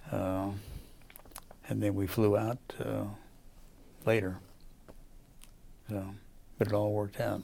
Sounds like a very interesting post. One that you wouldn't expect to be so interesting. I'd never in my fondest, wildest dreams. And we weren't there but a short period of time because, Bush got beat by Bill Clinton for president, and then you were supposed to resign your post. So I called back and asked what I should do. I was asked, Dole and Stevens and all this, and they said, look, they'd already talked to Clinton and those people, and they said, if you want to stay, they'll let you stay.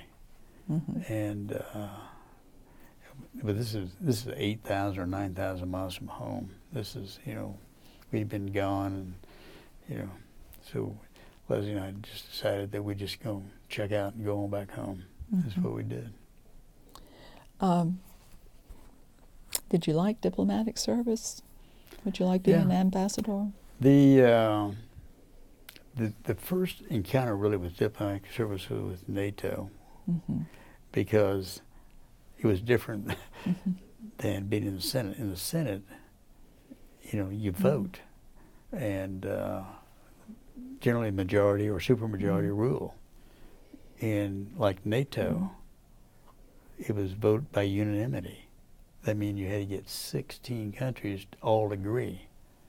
So that's where you learn patience. Right. And also where that training that I had in the private sector, that training I had and in the Senate, being able to get along with both sides, proved very valuable Diplomacy. at NATO and in the diplomatic circles, and even in the Seychelles with the communist government. Of being able, because we would meet with the French, the Indians, the Russians, and everybody in the Seychelles, and you learn some skills. Did you get to interact much with the local population? Yes, there? we did. Make some friendships? Yes.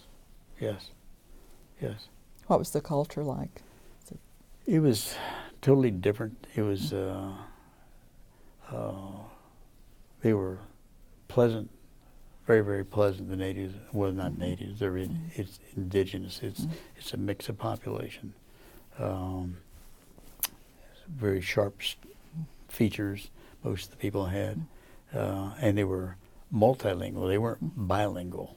They were multilingual and could speak many languages because they had many cultures that were around there, and they were quite different. I think the closest friend I had there was the Archbishop of the Anglican Church for the Indian Ocean, and who is still our good close friend, who still communicates with Leslie and myself on wedding anniversaries, Christmas, birthdays, and everything else, even from that distance.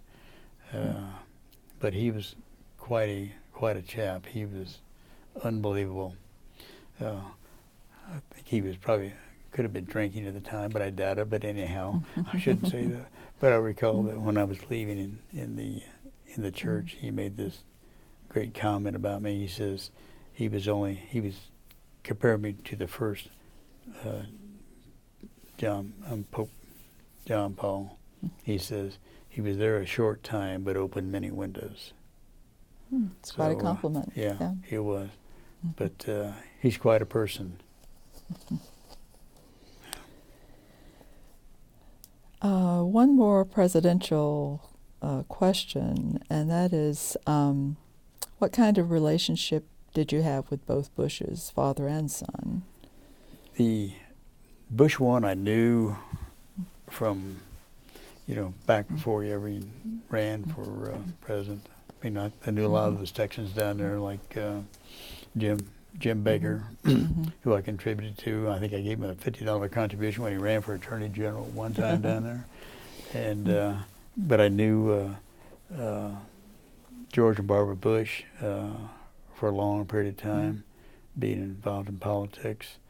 And then when he ran in '80 against Reagan for president, I knew him. I was trying to at that time, because I was running for the Senate, the last thing I needed to do was get involved in a wrestling match between Reagan and Bush at that time, because I had friends on both sides there. And but he's a real gentleman, Bush one, and Barbara, and they were kind to me. She used to come to visit Carolyn at the house in Washington, D.C. We'd run into them. We'd met up with them a couple times in Brussels, Belgium, and where they would call after all the hoopla was over with all the diplomatic and political people. They would call us, and we'd get together as a couple and sit down and chew the fat and everything. But he was very intelligent, and I recall when Leslie and I went to the funeral of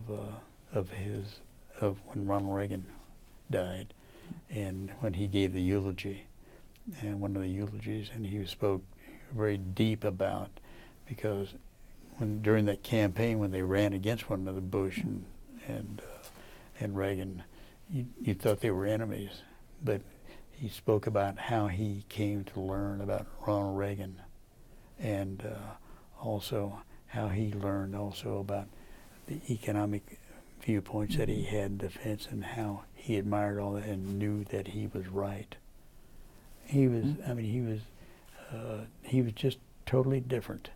He was a great president. I think you look back to me, when I look back and see FDR, he was a great president.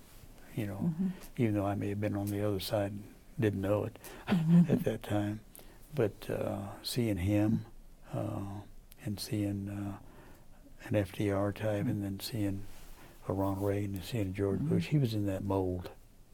He was a great president, and still is a great person, but modest, but really smart. And we worked together a lot. We were when I was in the Senate, when he was vice president, worked on a lot of political appointment stuff together. And he was good at it. But I recall that one of the most humorous things was shortly after I got married, I was taking Leslie to a function up in Atlanta, Georgia, and for Paul Coverdale and Nancy, and George was a little bit. No, George wasn't late. Paul was late. He wasn't there, and so in walks George and Barbara Bush, and George, of course, Barbara came over to me and shaking hands and all this sort of stuff, backslapping. He looked over and said, "Is that her?" Pointing at Leslie. I said, "That's her." He went over to Leslie, put his arms around her, picked her up off the floor, and he said, "Welcome to the family," and kissed her. So that's just sort of the kind of person he is. So, but he's quite a guy. Now, what do you think of the son, Bush 2? His son, I guess, in my opinion, he was just okay. He was not the kind of conservative that I look upon to run the country. I was disappointed in a couple things with him. One, I mean, he enlarged the first off. He almost increased the Department of Education probably 25%. Whereas Mack Mattingly and the Reagans went to Washington D.C. to do away with the Department of Education because number one, I don't think it's functional. It provides about 6% of the money and probably 50% of the regulations for states. And I just don't, to me, that is a state issue and should not be to the federal. I mean, if there are federal things that need to be done, as far as rights, that's one thing, but not as far as trying how to teach the education to the people of our country. I just think that was wrong. And I think he did.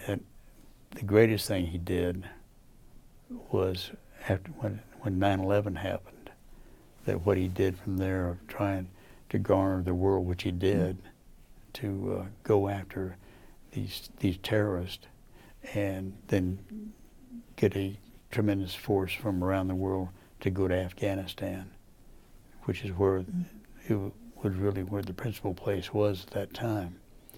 And I thought that was great. I think his biggest mistake, which I said at the time, I still believe to this day, was the invasion and conquering Iraq. I was opposed to that then, and all the military people that I had associated with at that time were opposed to it. Even if they had nuclear weapons, it was the wrong thing to do. I mean, I spent 3 years in NATO, 6 years in the United States Senate. We never invaded the Soviet Union one time, which had nuclear weapons. We have never invaded North Korea because they've got nuclear weapons. That's not the reason to do that. And I just thought it was wrong. And I thought it, not money-wise, but I just think the United States doesn't invade countries. We save things, but we don't invade countries. But I know that's harsh, but I just don't think, I think that, and then I think the other thing that I disagreed with was when the collapse of the financial system. I think it was a knee-jerk response of the $900 billion bailout of some of the companies was not the right thing to do. I think it should a lot more thought gone into it. I know the opposition would say, well, if we hadn't have done this, there would have been a bigger collapse, which, that's always the answer. Somebody's always got an answer for the other side, which I would too. But I still think it was the wrong thing to do, a misuse. I think more thought should have gone into it than that. And, the impact that had, along with then his Obama after him, the two of them together have, I think, hurt the economics in this country tremendously. That I think that, and it's hurt the people in our country from the standpoint of the middle class and the poor. There's no way for them to move forward, only in small increments. There's not that entrepreneurial enthusiasm in our country at this point after that 16 years. So I think they've both been not a positive force on the country as far as the economics of our country. I think the poor and the middle class perhaps don't see the American dream that our ancestors saw. That's true. And you need that to be a thriving country. And to go back to the beginning of this session, in the 30s, 1936, when I was 5 years old and older, when the Depression was on, people still, they, had that enthusiasm. There still was that enthusiasm to get ahead, and they knew there might be a way to get there. And they were, they weren't, they weren't as trapped as what they are today. Right. And so, and some people say, well, 1941 brought us totally out of the recession. Yeah, but, the latest wars we've been through didn't get us out of any. So that's not I don't think, a responsible answer to the issues.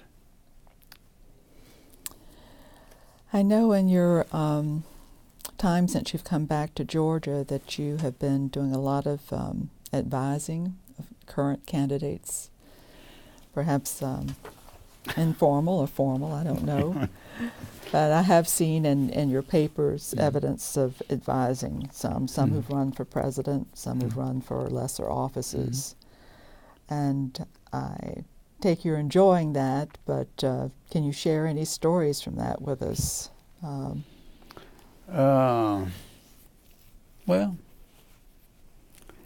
are you called? Let's say, are you called on often for your advice? Yeah.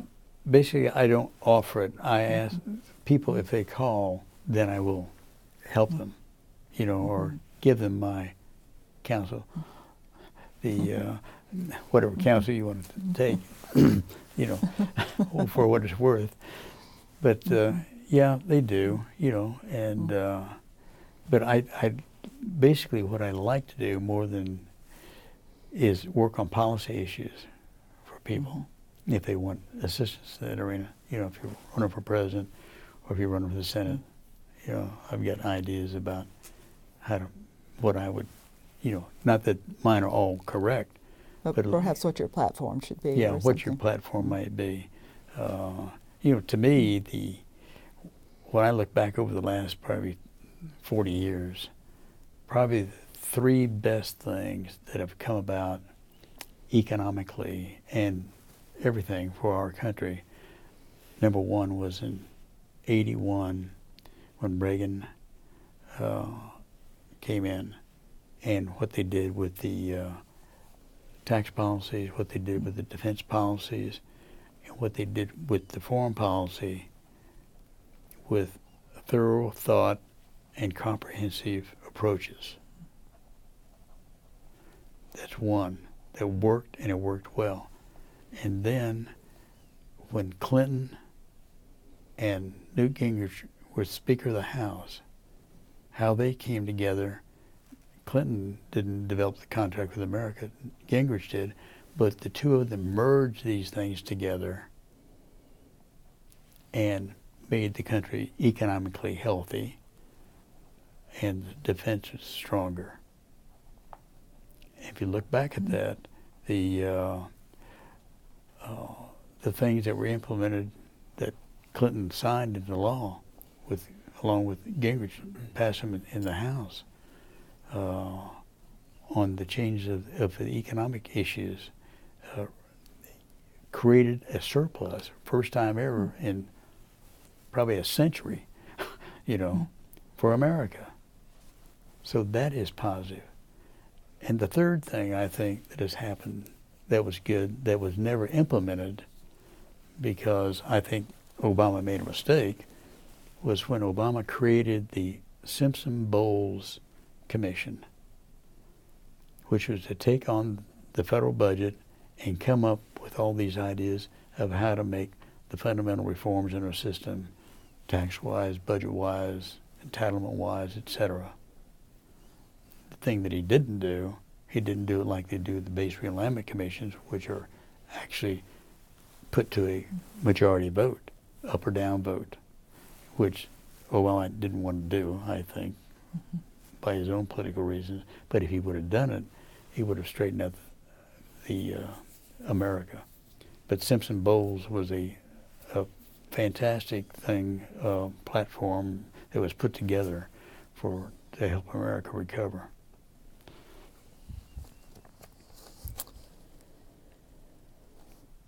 You've also had some gubernatorial appointments since you've been in, I'm going to say semi-retirement because you haven't retired. Never retire.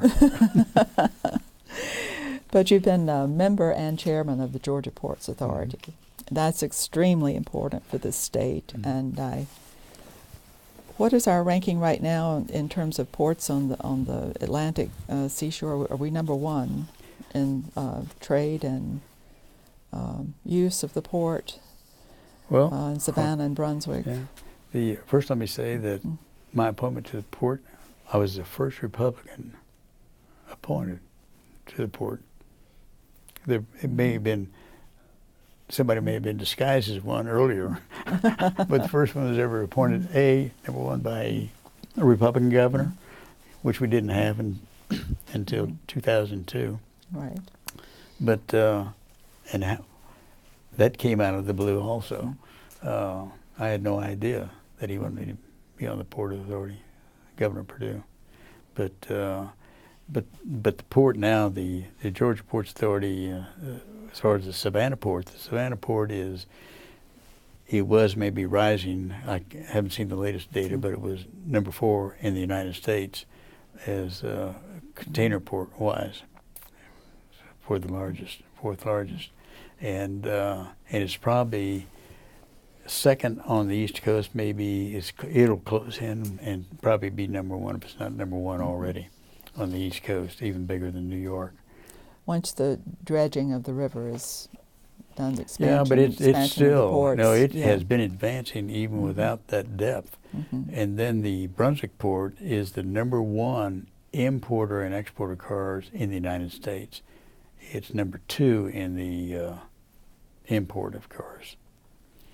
And there is approximately 60,000 cars a month come in and go out of that port. That's a lot of wheels. Yes. But actually the port are probably one of the biggest economic engines, along with the Atlanta Hartsfield Airport in the state of Georgia, and impacts probably in creation and part-time probably over 300,000 jobs in the state of Georgia. So it's a big operation, and it's a quasi-private and governmental establishment, and it's very functional, and it's got great. I think one of the other assets it's got great union relationships with ILA, International Longshoremen Union, which most ports don't have here in the United States. But they've done very well. Have had excellent management, and everybody in the state of Georgia, all the legislature, all the federal elected people are all supportive of what we do at the Georgia Ports Authority. Big business. Love it. It's great. And I know you have a lot of your work in the Senate, and even since then has been in trade. Yes. And things of that negotiation. I know you've traveled to China and other places since you've been out of office, and so it was a lot of that in relation to the Ports Authority, or are there other things in relation to trade? No, it's trade in general, but mainly surrounded by the Georgia Ports Authority, and then outside of my Ports Authority, people will call and ask about trade issues, here in Georgia and across the country. So we, I still stay involved in a lot of that. The main thing is, who can I talk to? People want to, like if somebody's got an issue in China, other than talking to the ports people, I can point them to my friend, former Senator Jim Sasser, Democrat from Tennessee, who is on my military construction committee, and or I can point them to Dan Quayle, who's involved in China and different places around the globe. And all these people were in communication together and stay in communication together. I had a issue. We had an issue of a person in Saudi Arabia that an American person that had married a Saudi that had a child. They had a dispute over how to get the child back, and so I called former Senator Mike Fowler, and he and I talked. So here, all these relationships, if you do things with a smile, you can get things done, and get answers for people, and that's and this is the child may not be a trade issue to us, but it's a trade issue to that woman. That's right. And but the trade issues I'm fond of. I was brought into the trade world actually by two guys. One was named David McDonald. He was with the law firm, the world's largest law firm of Baker McKenzie, who after I got an ambassadorship to Seychelles, found out he knew where the Seychelles was. And but he and a former Senator Bill Brock from Tennessee, and Bill Brock under Ronald Reagan was U.S. Trade Ambassador, and David McDonald was Deputy Trade Ambassador. And so I got really deeply involved in that with them. Mm-hmm. And those issues played out even here, all over Georgia, just not with the ports. But I recall that one time that I believe it was in Columbus, Georgia, where they used to make these things that go over sewers, these iron lids. Right. And there was competition from other countries, and what I wanted to do, and what they wanted to happen, was them to be stamped where they were coming from, so domestic ones could be sold as U.S. made. And so I passed an amendment in the Senate on that. And somewhere in those 40 amendments, that's in there. But it sounds like trivia to somebody to say, what is the United States dealing with a sewer lid? Well, to the guy who's got probably 10 people in his business who make sewer lids, that's important. And it is a trade issue. And, and we used to get involved in all the trade issues, like with the poultry and egg industry here in the state of Georgia, which is a big business, export. Right. And we still export, Port of Savannah exports chicken feet to China. I don't know how many, but there's a lot of them. But we used to deal with that. And in fact, I think at one time in one of these sessions I mentioned that Joe Biden and I got involved in the poultry and egg, because Delaware was big on raising chickens too. And we got something like 70 other senators to co-sponsor a letter to Reagan and the administration to get involved in this issue, because we're being beat up by France, who was subsidizing the freight rates shipping to the Mideast. And that's one battle that we lost. I remember when we went to the White House and discussed it with them, they said no. So we sort of, but anyhow, we tried to get it done at the time. It seems that you're at a point in life where those experiences have all come to really give you an opportunity to take care of some things that, as you're describing, that things have come together to sort of facilitate. Yeah. Well, it does. It's I think the life's experiences have all,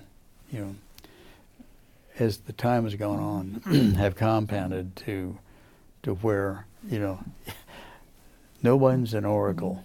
Yeah. But what it does, it gives you the wherewithal, the facilities, the knowledge, along with my wife, Leslie, to be able to help people. And, this is pro bono. Yeah. And, and we get joy out of doing that. It keeps us occupied, and I'm not going to sit around and do nothing. But I think so long as we can help people, businesses, our country, we're going to do it. I think that's where we get the term senior statesman from. So you probably have reached that point in life where you're a senior statesman, which is, well, it's a good accolade, I think, to have. To be all right, I'd rather be a senior #1 tennis player. I don't think I'll reach that. Well, now I want to talk about some more fun things, and maybe we'll talk about tennis too, but I know you've been on the Conservation Trust for Puerto Rico, and so tell us a little bit about what's involved, what their mission is, how you got involved with that, and. Well, the way I got involved is one time Leslie and I went down to Puerto Rico together, and with a friend of ours named Matt Towery, out of Atlanta, Georgia. He wanted us to go down there with him, and for some reason, because he had this friend down there named Armando Lassa, who was an attorney. So I told him, let me see, Tower's an attorney, my wife's an attorney, Armando Lassa's an attorney, and I'm just an also-ran, so a marketing major. So anyhow, we went down there and visited, and it was over an issue of that Puerto Rico had. It was just a friendly visit to have a discussion with Armando Lassa and with Towery, because he wanted to take his senator down there with him and his wife. And so we went, and it turned out that Armando turned out to where he was really liked us, the Mattingleys. And so the next time we went down there, we kept seeing Armando. And Armando finally said, I've got to find something for you to do down here. He says, we want you to come down here and, do something, find a job, not find a job, but something we can get you down here with. And so he said, I've got this person I want you to meet. This after he knew that we'd involved in conservation issues, just in conversation. It came up. Leslie in Indiana and me in Georgia being the conservationist of the year one time, for wildlife and all that sort of stuff. And so he introduced us to this. He said, this guy, Armando Lassa, he says he's taking over, he's the new head of the Conservation Trust in Puerto Rico. And, but anyhow, we, sort of all worked out together to try to get me appointed. And Armando was trying to get me appointed to the job. And he was trying to work it through the White House and all this sort of stuff, and wanted me to call the White House. I said, I'm not calling the White House for anything. I said, but anyhow, it was really Armando Lassa who introduced us to Fernando Joveras, who eventually got us involved in the Conservation Trust. And so you make trips to Puerto Rico, and it's an effort to really make people aware of conservation issues in Puerto Rico, is it not? Yes, it is. And to try to preserve lands and historical places. Right.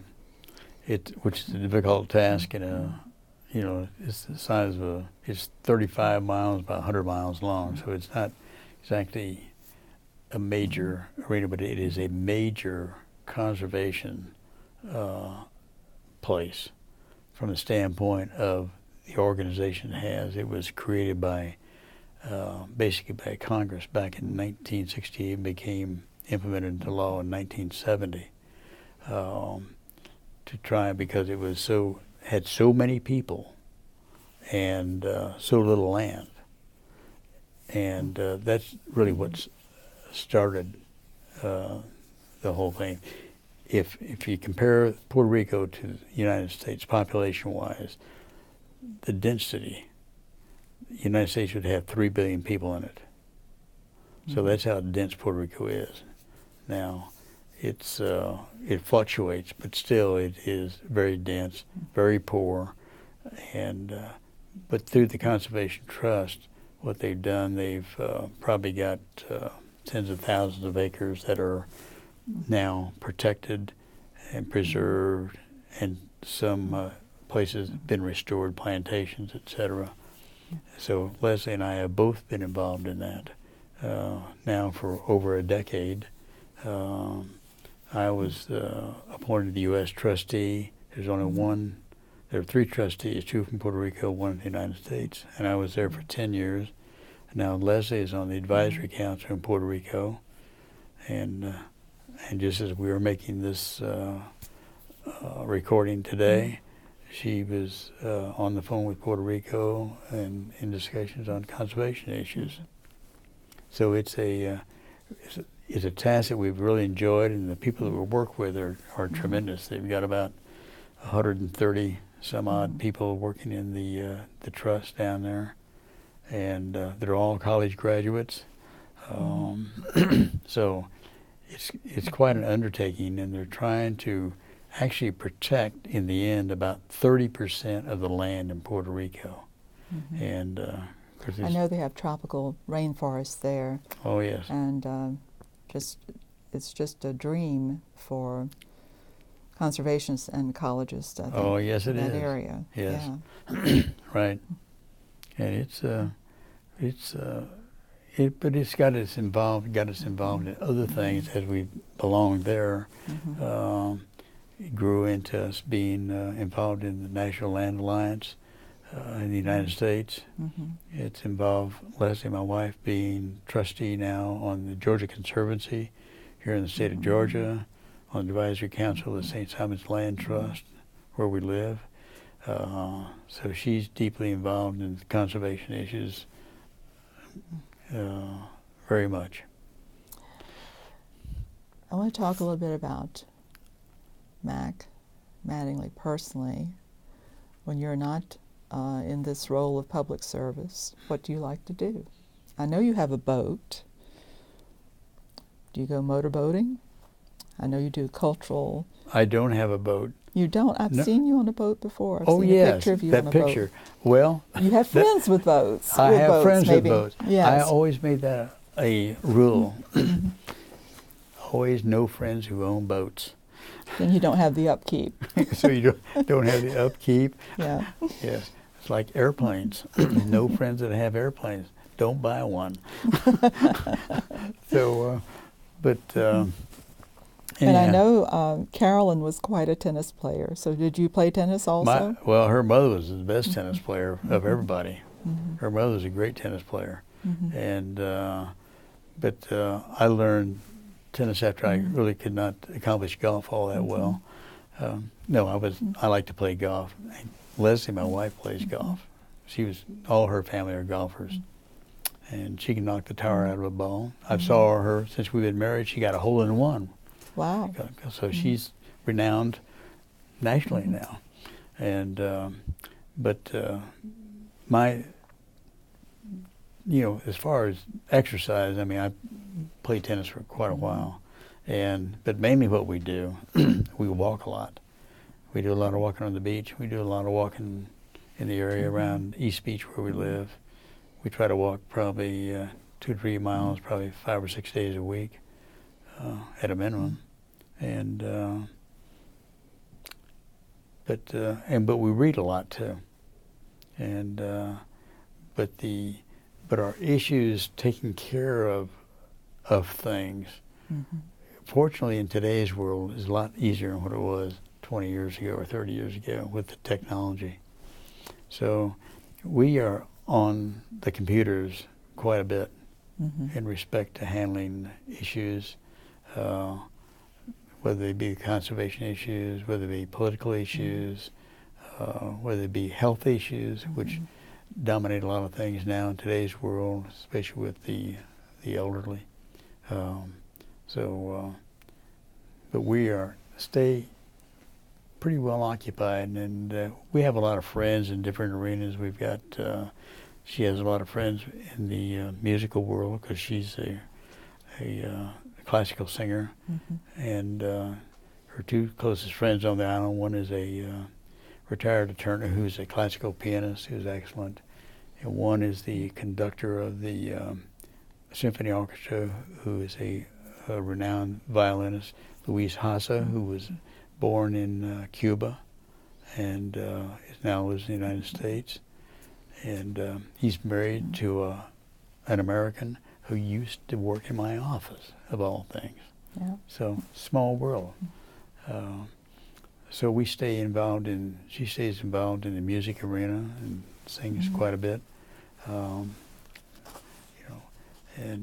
So we do, have a lot of friends. We have a lot of friends around the country that we try to see, around the world that we hope to see more of. One thing that strikes me is how civically engaged both of you are. And thinking about the background you came from and then how much you've remained civically engaged in your retirement. And I think there's really an issue in our country today about many adults not being civically engaged, and that's probably what I think carries over into a lot of the problems we have in government today. I agree. It's not only on the national level, but it's also on our local levels, and people trying to work together, get along to make a better situation for the common good. And it seems like it's my way or no way, and forget the common good. Right. How do we get people, older people? I know we can have civic education classes in high school and college, but how do we get adults who are out in the working world, taking care of their families and so on, how do we get them civically engaged so they understand how their government works and how to be good citizens? I think being a good citizen has to start when you're born. My dad was a good citizen by all the things that he did. I think Leslie's dad was the same way. That, it's what you are, your heritage helps that a lot. Now to bring somebody out, say in the middle of their life, to get them to shift over, to get involved, it can be done. It may take a different approach than it did, rather than the building block process that we do in life, if we're fortunate, Right. I'm lucky even to remember the building blocks. but in today's world, I think it requires a Mack Mattingly or a Leslie Mattingly going to talk to somebody and try to get them involved. It's got to be done one-on-one. You can't do it by creating a program of involvement one-on-one. Yeah.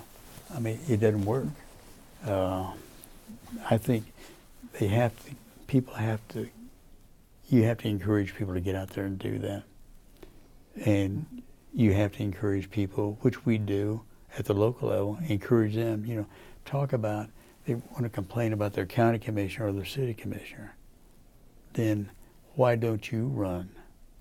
And they say, well, I'm too busy. Well, that's baloney. Those guys that run are too busy too. But they need to, you have to get involved and get them involved in it. But we see it too. We see it where we live on the island, that you've got people on our island who want to make St. Simon's Island a city, and those of us who want to keep it the way it is. And so you got these battles that go on, and some of them aren't peaceful, Right. Some of them, rather than, you got to teach people as they grow not to get mad at one another, and you can do that. It's, but I don't think there's a magic bullet. I don't know. I don't believe there's a magic bullet, but I know that as many people as that Leslie and I can touch with that issue and try to convince them to get involved, whether it's in a symphony society, whether it's to get involved in a conservation trust, or get involved in visiting a nursing home and talking to people. You know, that's part of the building blocks to make them help one another. It's but I don't think there's that I can dream up off the spot a magic bullet for it, but it has to be done one-on-one. But we see probably, I don't know, I think we see some of that where we live, though, in people that get, especially in the Conservation Trust area. I think there are people that are involved that do it because they want to be involved, and they do it out of the goodness, you know. It's as though you have to meet the person where they sense a need or desire to change something, and right. to get them invested, perhaps. Yeah. Yeah. But I think, you know, when you look at here we are talking now in the year 2016, I think that if you look at the presidential race in this year, before they ever selected anybody, there are only two people went out there and touched and moved the population. One was Bernie Sanders, and one was Donald Trump, where they could bring masses out. And, you know, and you can't do that on, every issue that you're looking at. But people will get turned on by things. That's what I think. And it's interesting, there were two people at very opposite ends of the spectrum. Totally ends of the political spectrum. But yet they can reach out and get people involved. So people will get involved if they hear things they want to hear. I'm not saying who's right or who's wrong on those things, but there are ways to motivate people to get them to move. I think one of the most disconcerting things, disappointing as well, about the election this year is the violence we've seen in people who've been coming out, the anger that's so evident. Well, I've seen that. It's happened before through the years. I recall in '68. Oh, I know, but this seems, 68 to me, and I was a child of the 60s, seems tame to me in comparison with some of the expression of anger today. Yeah, but I was in Miami. I remember seeing the violence there in Miami at the Republican convention, and I recall I forget what year it was, when the Democrats in Chicago, when they had all the violence up there. That was '68, yeah. But I think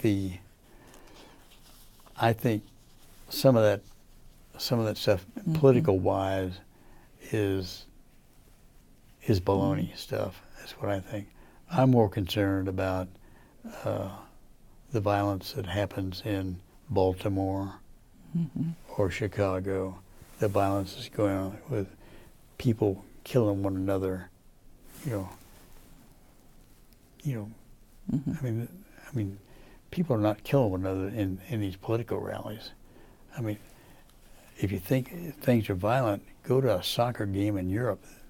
Some people there get sort of totally out of it. I think they just now settled some case that happened 20 years ago in Belgium and England, where something like 90 people died at a soccer game. So, I don't know. It's, but I know when we see it on television, back when Franklin Roosevelt was around, we didn't have TV, thank goodness, right during that period of time. So, people don't, I don't know what happened back then, but it was totally different. And I think, I think one thing that's happened, that's the reason why I didn't want TV in the Senate, not because of violence, but I think that TV, this is the way they make a living, of showing all this stuff. And it's the 24/7 news. It's 24/7 news, and I'm not so certain whether the value of all this, I don't know.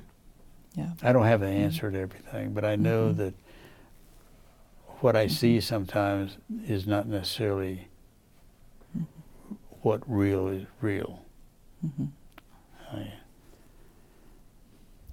And I don't think that's statesmanlike, but that's what I see. And looking to the future, what do you see for the U.S. and for us as a nation? I'm an eternal optimist. I see nothing but good things. And I've always believed that all my life. My dad always believed that. My mother believed that. I just think we live in the greatest place in the world. And if we don't like, somebody doesn't like the way it is, then they need to run for office, get involved, or get behind. You know, Maggie Thatcher said this at the speech where Leslie and I were. She says, now, not everybody is going to run for office. You can't convince everybody to run for office, you know. But what you can tell them is if you find somebody that you want to support that believes what you believe in, then you've got a duty then to go do everything you can to help them get elected. And that's what you can do to make democracy work, to make the republic a republic. You can get involved. And to me, that's the one thing we can help, you know, in this world. And you can do it on a one-on-one basis. And everybody's got some time they can devote to a particular candidate that they like. And just not saying, because it is important to that candidate to get elected, to have somebody like that, you know, to help them. So that's part of what we've got, and that's what part that makes America great and makes democracies great. Well, thank you. I think that's a great note to end on. Thank you for having me. Good. Yes. We do.